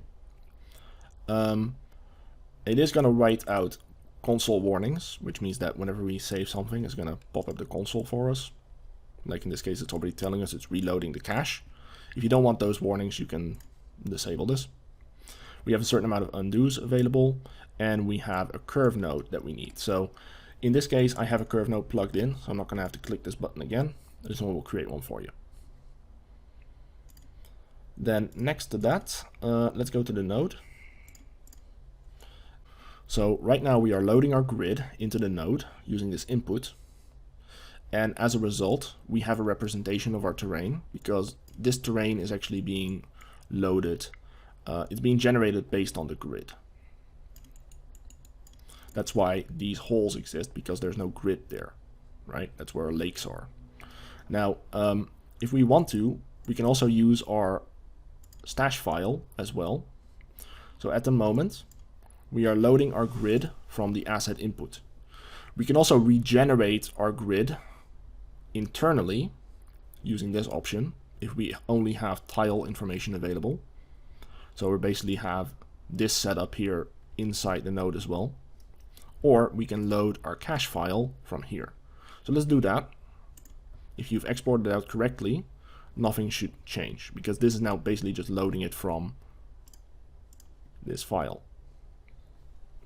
So I can actually just go ahead and disconnect these, and the node will work just fine. Okay, so at this point our grid's not going to change. Of course, if you are going to update your terrain significantly, you update the base layer and maybe the macro layer, like the pre-procedural layer. You do want to update your grid, because otherwise your Pathfinder won't know, what's there, and you'll have a bad result. All right, so let's go to the editor. And I'm just going to pull up my curve here. Actually, let me lock this. And then I can grab my curve. Now note again, I need to actually see my curve. So I'm going to grab a parameter panel here. Just do that. So I can erase it if I need to. And that should be good. So next, let's draw a couple of roads. Let's go to add mode on the tool. And notice how here at the top it tells us the cache file will be created on export. It means right now we don't have any road cache file to work with yet. What we can do is we can maybe just draw a segment in here, like turn on snapping, click, and maybe I turn this into mouse up mode. Just go across our terrain. Just a short enough segment, nothing too big. This is going to make the Pathfinder run. Now, if you have trouble seeing this, you can increase your visualization settings. Make this section a bit bigger. Or, in this case, we're viewing it as a solid mesh. You can view it as a spline as well, as a shape like this. The mesh is useful if you operate this tool in Unreal. Without it, you can, basically you can turn this on or off if you want. Change your representation. Now notice this big circle here. That's the radius in which the Pathfinder can path. If you followed my previous pathfinding workshop from a few years ago, you might remember this. Basically, the Pathfinder can path from this point to that point, and then a little bit of extra space around it. That's set based on these settings over here. So if we want to configure our Pathfinder, we can do that over here, where right now our grid is being cut in such a way that the Pathfinder can only path within this circle. If we increase this to say 0.5, the radius will increase. And then the Pathfinder can go a bit further around to find a way to its endpoint. Of course, doing that does make the Pathfinder a bit slower, or at least potentially. Next, we can determine what type of path we want to build. So I have a couple of presets for names here. Let's say we build a medium road. At the moment, there's no real preset auto setting here. We have to feed this in ourselves. So I'm going to say a medium road has a priority of 5 and a path width of 8. Next to that, I want my medium road to have a sand texture. This is based on the materials that I want to assign later on. Because all this really does is assign primitive attributes to the curves that this tool outputs. Let's go ahead and build this road in. So we can do arm export. And then we do add to cache. And what this will do is we'll basically just take this curve that the Pathfinder has created and it will output it to our cache file. Notice how this system here now says cache data found. So now we actually have some data. If we go back to our folder, you see that now we have also a paths PGO file right there.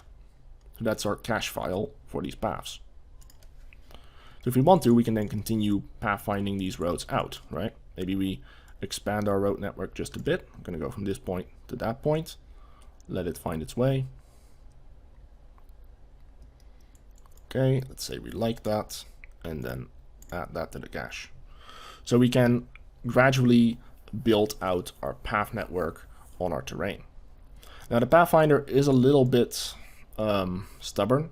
I mean, it's a Pathfinder. It just tries to find the cheapest path between point A and point B. If you notice that it does something like this, you can remove it. For example, we can go to remove mode. We can then specify how we want to remove it. We can remove it by number, for example. So we can specify this guy here as number 1. Turns red. And then we can delete that from the cache. Also notice how the curve has now recomposited, meaning that between one intersection and another, or an intersection and an endpoint, a dead end, it always has to have one continuous curve. You cannot have two types of roads that switch from one into the other without an intersection or a dead end. Okay, so let's say we want to update this road to a different type. Because right now, if we view this, let me increase the size of my icons here so we have a bit easier time to see that. We have a medium road, and it has a material of sand. Let's make this a highway with a dirt material. I don't have asphalt here, so bear with me. What I would like to do is select this particular road. So I can go back to my number selection, reference its number, which is 0. That will select it, and then we can specify what we want to do with it. Again, the interactivity on this is still a work in progress, but the idea is that you can now specify a different type of road. So let's make this into a main road. Let's give it a higher priority. Change its path width to maybe 12, and I'm going to change this one to dirt. So now, if we look at it, it will tell this road is main road, 12 width, dirt material, and priority 10. So that will allow us to update this particular path segment. Let's go ahead and save that. Okay, so at this point, we can basically go ahead and pathfind across our terrain. If you want, you can spend some time on this. So let's say I quickly just draw a highway going from here to our desert right there. So I'm going to grab this endpoint and I'm going to put it over there. Go into add mode, that will enable the Pathfinder, and then it's just going to do its thing. So the longer your paths, the bigger the grid it's going to consider, and that means the slower it is. So do consider that. But the benefit is we only have to path one segment at a time, right? We can path multiple segments at a time if we want. We can add more points, more waypoints, and then the Pathfinder will just continue going on, just like we did before with our manual approach. Of course, it will slow down the process a bit, so keep that in mind. But once it's completed, it should be done here shortly. So here we go. We now have an additional section of road. Let's confirm this is what we want. Yeah, that should do. And let's go ahead and stamp this in. So we add that to the cache. Now the way how the Pathfinder works is it's going to try to follow its own path. Depending on your magnetization setting, it might try to find more routes. That might make it slower or faster. If you want, you can always just cancel out the cook at this stage. And then wipe your curve, right? So we have this curve here, can wipe it. That will at least mean it doesn't try to recompute that path. There are some user features I'm still improving. Now we have a path now defined. Let's add a little dirt road that just spans maybe this section of the map, and then let's stamp this into our world, because I don't want to spend too much time on this. We're already running quite late. So let's say we expand upon this road here. I'm gonna click near this road, and depending on our snapping setting here, it's going to snap to that endpoint or to any of these points within the curve. So let's go ahead and add another segment in here. Now, since the Pathfinder is probably going to try and connect to one of these curves here, let's quickly create a little segment over here somewhere to constrain it and make sure that it actually follows from this point out. Then maybe I want to make it go over this hill.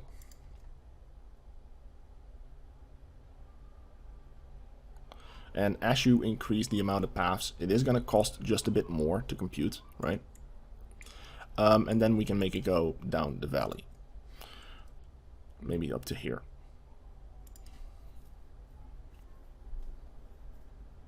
So the more segments you draw, the smaller the radius is the Pathfinder can look, and the more accurate your path will be. Also, the bigger segment you draw, the more grid it has to consider and the slower it becomes. So drawing smaller segments is not a bad thing. You can use it to constrain your paths. Let's say I want this road, but I just want to double check what type it is. Now notice how currently it says main road, width 12, and type dirt. That doesn't match our settings here. And that's because when I drew this path, I expanded it upon this existing road here. Basically right now, the roads are compositing with one another, and it's currently resolving by novelty by keeping the existing type. Like I mentioned, roads can only contain one type from an intersection to an endpoint or between intersections. So as a result, this road has basically recomposited itself to use the old road type that was present here. Let me change my visualizer for a second. You can see that right now the width of this road is basically the same. Now if I go and I change my resolve option here, and I change it to new, then now this road is going to follow the smaller road width, because it's going to change this section here to match these settings over here. It's going to make it only 4 meters wide, which is what I want. Let's go ahead and apply this road. Again, right now it's going to recompute a part of the section. That's fine. We can then erase our curve. And let's just finish it up by drawing another section to go from here to there. So I'm going to click over here. And then maybe go across these mountains.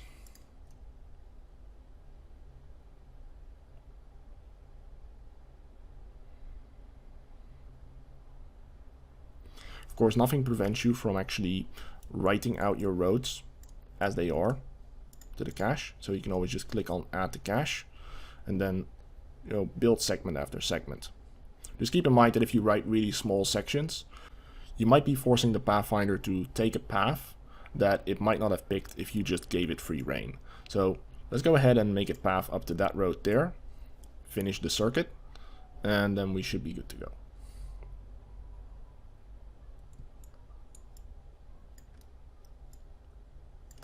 Alright, that looks good. I think that looks good. So let's just go ahead and use that. Notice that if it's hard to see, don't doubt to switch to another view type. It will allow you to work with the tool easier. Let's say we like this result. Let's see what it's doing here. It appears to be overriding a section of our road. Right. So as a result of us changing our setting, because we are overlapping a section of this existing road, we are also updating this part here. We might not want to do that. We do want to update this section, but we don't want to update this existing road here. So just set it back to keep existing. That's the default setting as well. As a result, now this road should be still a dirt road. Sorry, a sand road, because it was updated previously. But this segment should now remain a dirt road. If it's blue, it means it's updated something. Just keep that in mind. If we're happy with that, we can add it to the cache and then we save it out. Now, let me quickly cover one last feature of the cache path editor, and that's the ability to draw custom spline paths. Now, I'm not going to add these to the network here right now, but I just want to show you. We have the ability to use our curve system here to draw a very custom path. Let's say we want to add a bridge from this point to that point. Okay, we can do that by, say, placing our point here, and then let's just place a couple of waypoints. And as you can see, we are now drawing a custom curve that spans our gap. Now this is a NURBS curve at the moment, because inside the tool I have configured it to resample the input. Without that, it's just going to draw straight segments. Also, we can bind the spline to the ground as well. And if you need to, you can also use this snap mode here later to update the spline, either make it fly across or make it ground snapped. Now, we also have an option here called archetype. And archetype allows us to set what this curve should be. So later tools in the network could use that for, say, drawing a tunnel or drawing a bridge, or make it automatically decide what it should do. Now this feature does work for stamping in roads, but I don't actually have any bridges or tunnels yet. So at the moment, I'm just going to leave this alone for now. But just keep in mind that when you add these in, they are added as a separate data set. So if I go and add this to the cache, then the pathfinding roads are not actually going to use this path, except that they will avoid these purple areas to some extent to make sure they don't interfere with it either. So that's something you can add. This way we can add tunnels, we can add bridges, we can add very custom roads over our terrain using a simple curve node like this. Now I'm going to remove this one for now, and I'm going to continue so we output this to the actual map. So I'm going to go to remove. Let's select this spline. We are in the data set for spline paths, so we can only select those. And I'm going to delete this one. One thing to note is that when you add a spline path, it is also added to the grid. So if you have a spline path in place, then the waypoint pathfinder can actually use it to path across the map. Just another thing that you can use. Now, we don't have enough time to go into depth on all the features of the tool. I mean, we also have different view states. We can use our spline paths in different ways. We can select our curves in different ways. But ultimately, I don't want to make this video too long. So let's continue on, and let's actually bring this road network here into Unreal next. So let's go with this. We have a nice little road network going on that we can follow across our world. Let's stamp that into our terrain. So next I have this setup here, which is actually part of a node that I'm writing. I've exposed it here. You can just play around with it if you want. Basically all this does is it cleans up our road curves. I'm using some of my merge splines nodes. These are the labs nodes that were released last year with Houdini 19.5. They help us clean up our road curves. If I just show this, specifically the road width is cleaned up with this node, and all our curves are properly segmented as well. We go down the list, and then here we have something that blends the intersections, helps us create proper smooth intersections over here. You'll notice how they level out a bit with one another. And then over here we have the ability to export out our splines. Now I'm going to be using this to save out a spline for the barrier tool that we're going to be running at the end of the workshop here. We're almost done. We're just going to stamp this out, and then we're going to load that into Unreal. So I would like to save this out to my cache. Now I do want to write it out to the correct one, so let's go up to the top level, go to New Map, and then we want to write this out as a cache we can remember. So let's do cache road spline .bgo, like that, and we save this. This is still manual, but basically this means that I have another cache here for my road spline. We can use that for barriers to analyze the curvature, to know where the roads are, etc. We go down the network, and then we're going to turn this into a ribbon. So we take the road width, we give it a ribbon, which has a bit of width, right? And we need this detail to stamp in the weighted transfer of this node, the weighted height transfer. Basically, the weighted height transfer has two modes. Like I mentioned before, it has a simple mode and an advanced mode. And the advanced mode allows us to use a couple of different settings, like a noise option. So over here I have some fall off noises. I can display those. Notice how we have a little bit of a grayscale on top of our curves, like here. And these are noises for the fall off and the fall off blend. Next to that, we can also set how wide our roads should be based on their fall off. So I can split here, for example, different types of roads, trails or whatnot, set the different fall off range for these roads. That will basically mean that the roads will blend using a noise into the terrain. It will create a nice transition. It's easier to show than to say. So let's go ahead and take our terrain here that we have. And I'm going to make sure that before I do anything, I set the procedural layer right here, because that's the one we want to write into. And I'm going to purge that layer. Now, there's currently nothing in that layer to purge, but this is for the procedural stamping. We want to constantly be replacing this, right? If we move our roads, if we change our roads, we don't want to double up on them. We don't want to start stamping a road on top of an existing road. We want to wipe that result and then write a new one in. So in general, that's going to be the workflow for your procedural systems. You're basically recreating your data, compositing it together, and then stamping it in, all together into the procedural layer. Okay, so let's go ahead and use our weighted height transfer here.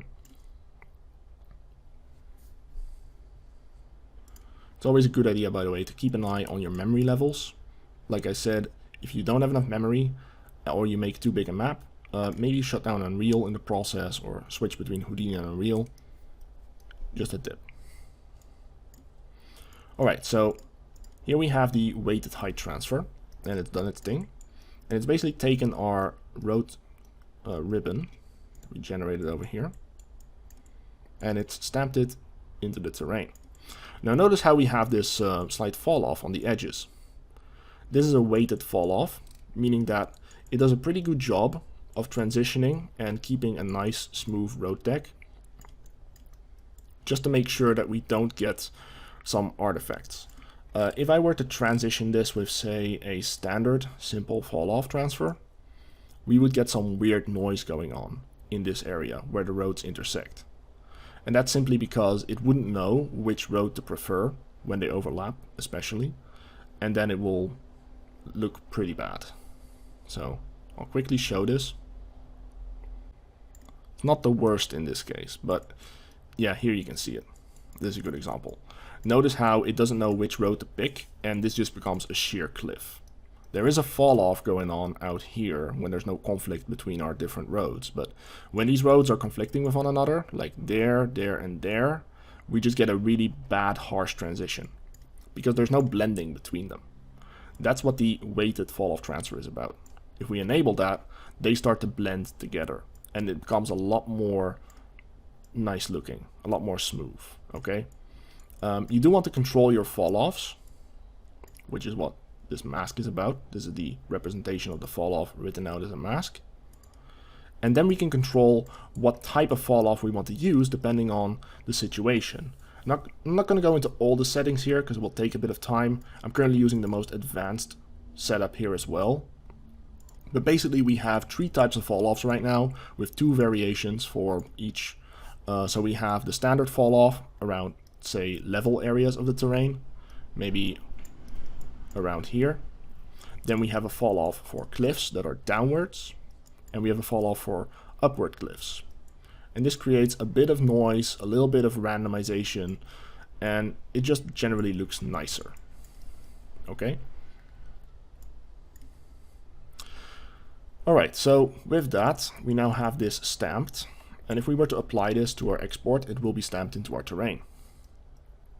Next, let's go ahead and grab our material attribute on our road curves, and that's been transitioned into our geometry here. So let me just grab this. In this case, this is the sand material, and this is the dirt material, right? 2 different materials. I've split them out into 2 different stamps.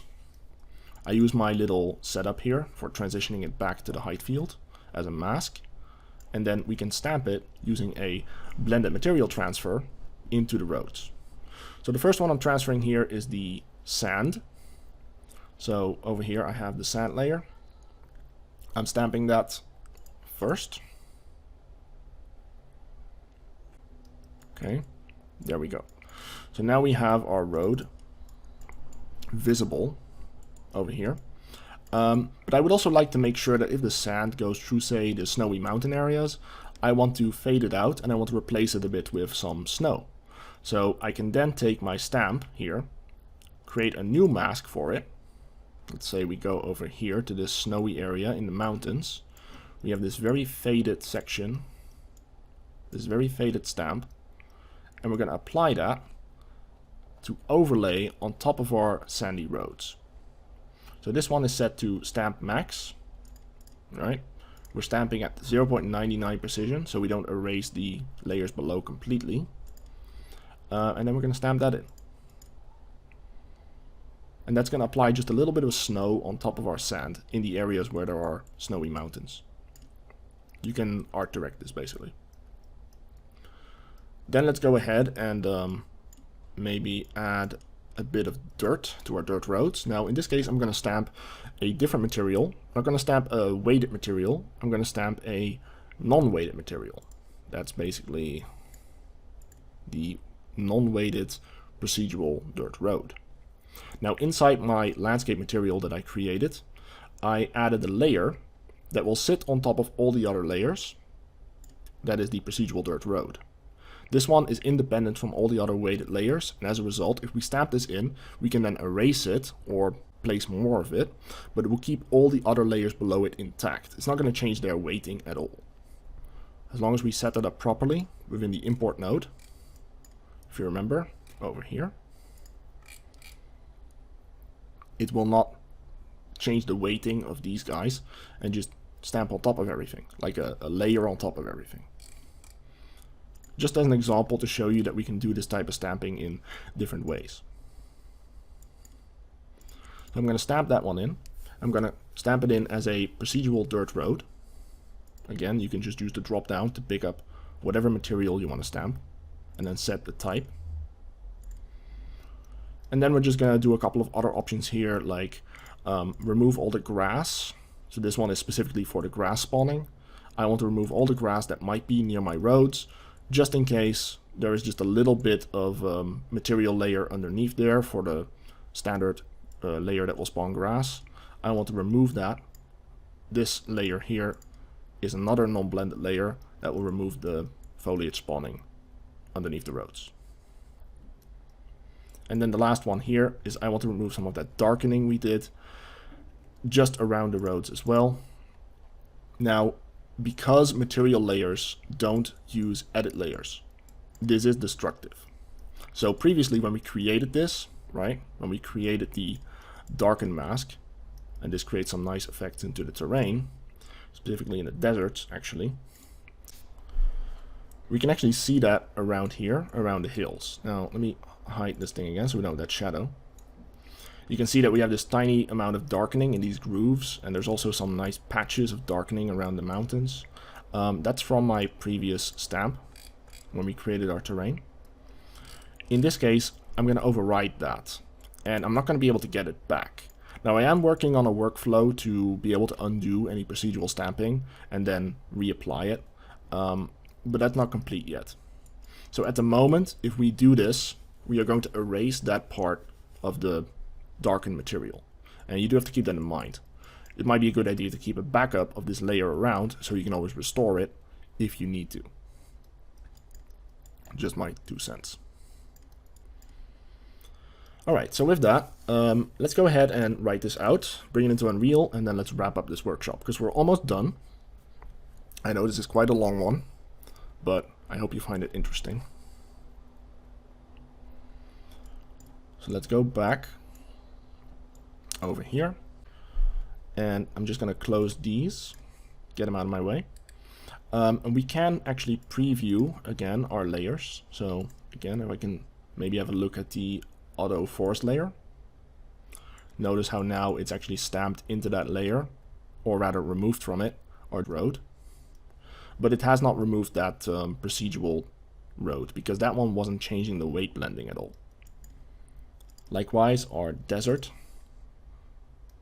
also has it removed over here. And if we look at our snow layer, for example, we'll probably see a little bit of it here, where we have our sand road in the mountain, and everything else. So, you know, all the other layers, like the darken layer. So we can preview our results. Always make sure you check your stuff. And then once we're happy, let's go ahead and write this out. So I'm going to set up my PDG again. Make sure that's all set up. Make sure we write to the right project folder. Make sure you write to the right project folder. Might be a good idea to just create a link from there to here.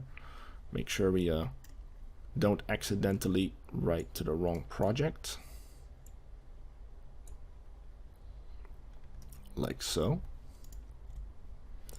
And then check it out.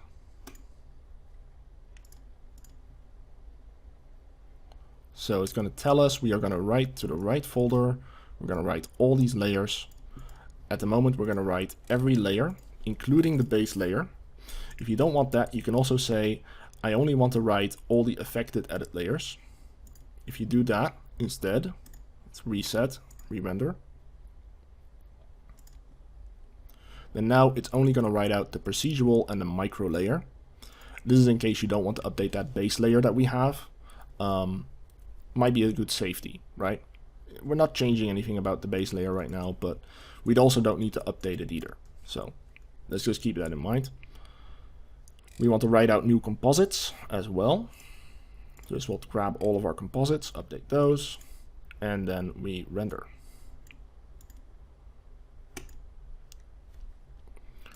So at this point, we're just going to let it do its thing, and then I'll see you back in Unreal when this is done. Okay, it's done outputting. So let's go ahead and bring this into Unreal. So once more, let's zoom out here a bit. I'm going to go into landscape mode. And we want to import all of our edit layers once again. So just going to take a second. Go to import.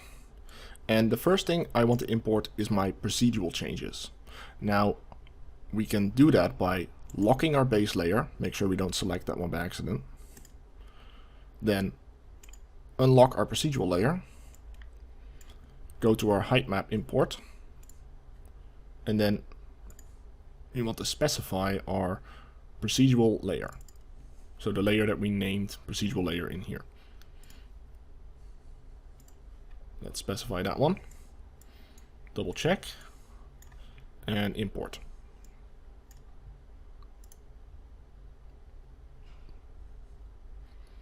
This should not take too long, assuming it doesn't auto-save in the meantime.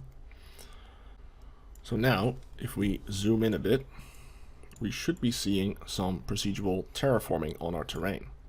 But we don't have any materials yet, so let's do that one next. I'm going to switch over my layer to the base layer once again. Unlock that. Change out my height map. Now, you don't need to import the base layer again, but I've noticed that sometimes it doesn't know what size the terrain actually is without the height map. So normally I just take my base layer and re-import that. This might not be required. Perhaps you can just import it and then disable it again once it knows what the height of your, or the size of your terrain is, rather. Alright, so we want to update a couple of layers here. Let's just go through the list, grab all the layers, make sure you grab the right ones. So auto forest goes into auto forest. We've updated the desert, so we're gonna go there, select that, update. We don't have any cliffs, grass. We do have our forest floor. I have not messed with that one, so we don't have to re-import it, but if something else were to go straight through the forest floor where our Houdini logo is, right, we would have to update it, but just in case, let's grab that one. We have our sand over here, because we have sand roads now. Let's make sure we import the sand road. We do have some snow, right, so let's grab those as well. Right there. And then we have some updates to the remove grass. So all of this. The darken layer as well.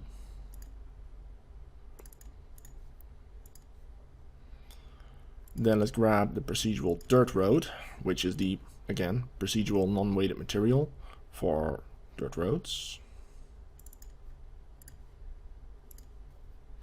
And then we have the remove auto snow, which I don't think I messed with too much, but let's also update this one. Do keep in mind that loading more layers does mean it will take more memory. Again, if you're running out of memory, you can shut down Houdini, right? Let's go and import that.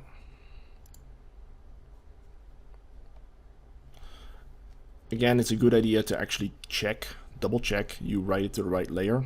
Now that's why I lock my layers before I do anything, just to make sure that, you know, I don't accidentally write it into the wrong one. Always double check. That's my advice. So now here we go. It seems to have stamped everything. If you get any weird artifacts or weird pieces of the terrain floating, that's just a graphics glitch usually.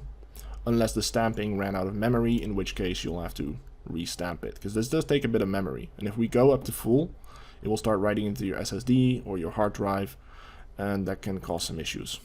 So, alright, we're done. Let's go ahead and save. Right, go to selection mode, and here we go. So now we have some roads in our terrain. Go check it out. Now you might notice that the grass doesn't always update right away. You can kind of force the shaders to re-update just by going to the content folder, go to the materials, and then select the material you used for your landscape. If you double click that, it will force it to compute, and that should update the grass. Otherwise, go to build and rebuild your landscape. That can also help. So let me just do that. I'll get back to you when it's done. Okay, so it seems just opening up the landscape material here actually fixed it. That's because the grass is updated from the material, and if the material isn't loaded properly or updated properly, then the grass won't update. So anyway, here we go. So we have our roads, and that means we're almost done, right? Now the benefit of this pipeline is that we can actually do manual edits in the terrain. We can sculpt our, say, micro layer, or post procedural layer. We can sculpt any of the layers if we want to. Just keep in mind that if you're going to stamp stuff into the procedural layer, then don't apply your manual changes to the procedural layer, because you're going to be constantly wiping that out anyway. Right? That's the main reason we have a separate layer for the procedural,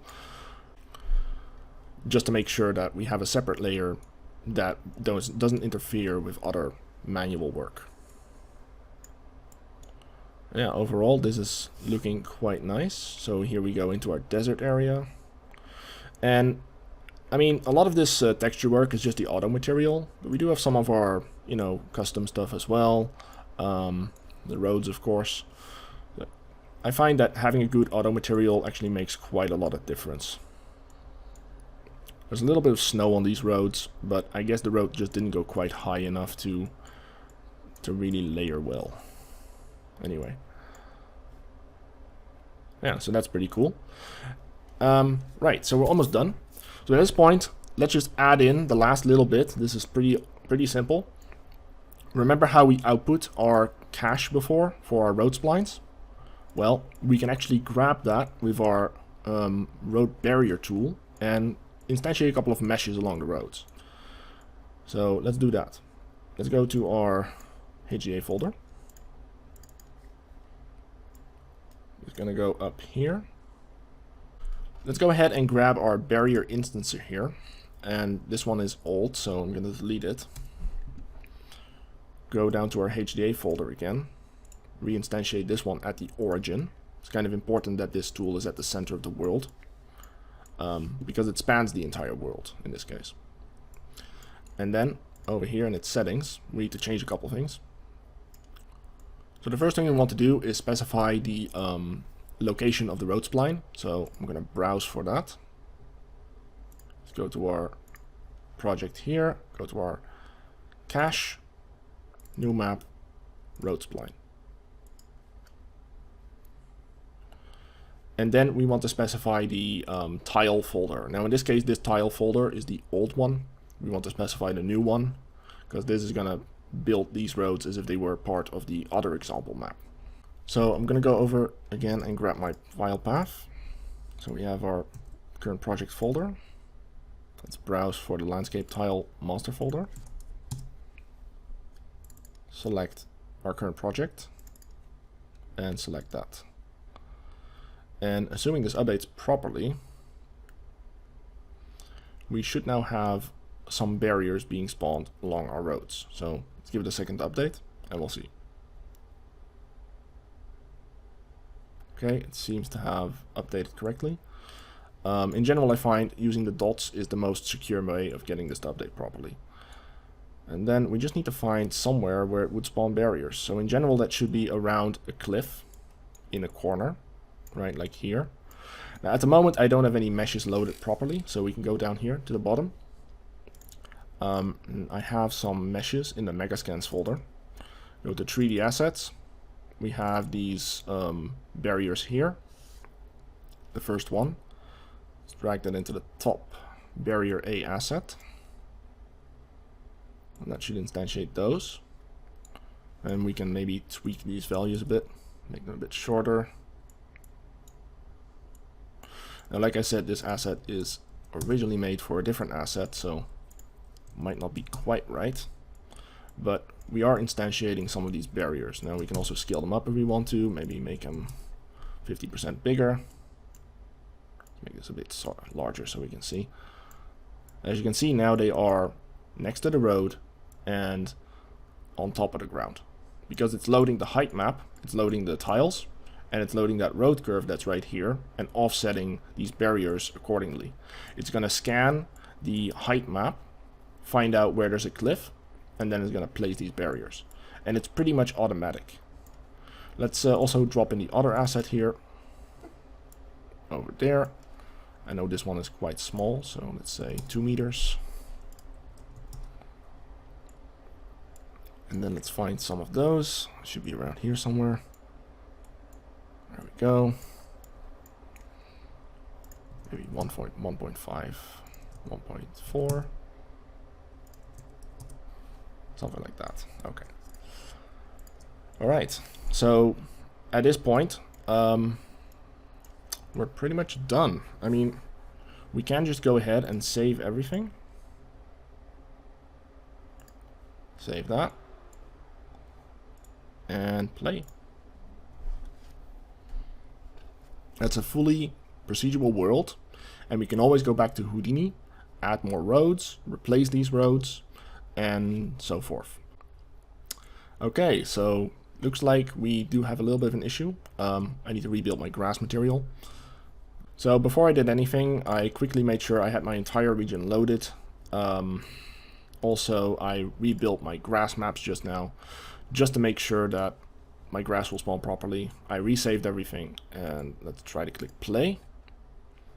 And assuming everything is working correctly now, I should not have any grass on my roads. There we go. So yeah, here we go. So now we have fully built worlds.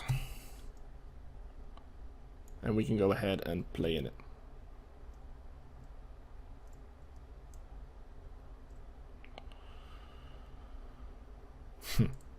So yeah, I mean, I have a lot of fun just building this stuff. So I'm wondering what you guys are going to make with this. If you are interested, go ahead to the Discord channel and you can drop your work there. Like, show me what you're making, what variety you're making. I always like to see what other people are doing with my tools. Okay? So let's go to the slides and let's finish this up. Because at this point, we're pretty much done. Alright, so at this point, we're done with the workshop. I know this is quite a long video, so if you've been following along, great. You should now be able to use the tool properly. And at this point, I just want to say a couple last things. Mainly that if you want to get updates about the toolkit or the roadmap, you can go to my website at ehoudiniacademy.com/massiveworlds. This site should be online shortly, if it isn't already. Then we also have my Patreon page, of course. If you want to get latest updates on the toolset, you'll have to go there. Also, I have a masterclass available for Houdini called the Foundation module. I have more modules in the works. That's been a bit on hold over the past year, but I am going to pick that back up very shortly. And then if you want to join me, you can join the Discord community. And of course, if you're a patron, you also have access to the patron channels and the student channels. And finally, this would not have been possible if it wasn't for my patrons, okay? I mean, they get all these benefits, but they also give me feedback, support, testing, and they ask requests. And one of the reasons I made this toolset is because my patrons were asking for a open world toolset, how to build roads, how to make landscapes, etc. So it's thanks to them that we got to this point. Now, I just want to thank Side Effects and Everything Procedural for hosting this workshop. And other than that, thank you for watching the video, and I'll see you in the next workshop. Have a good one.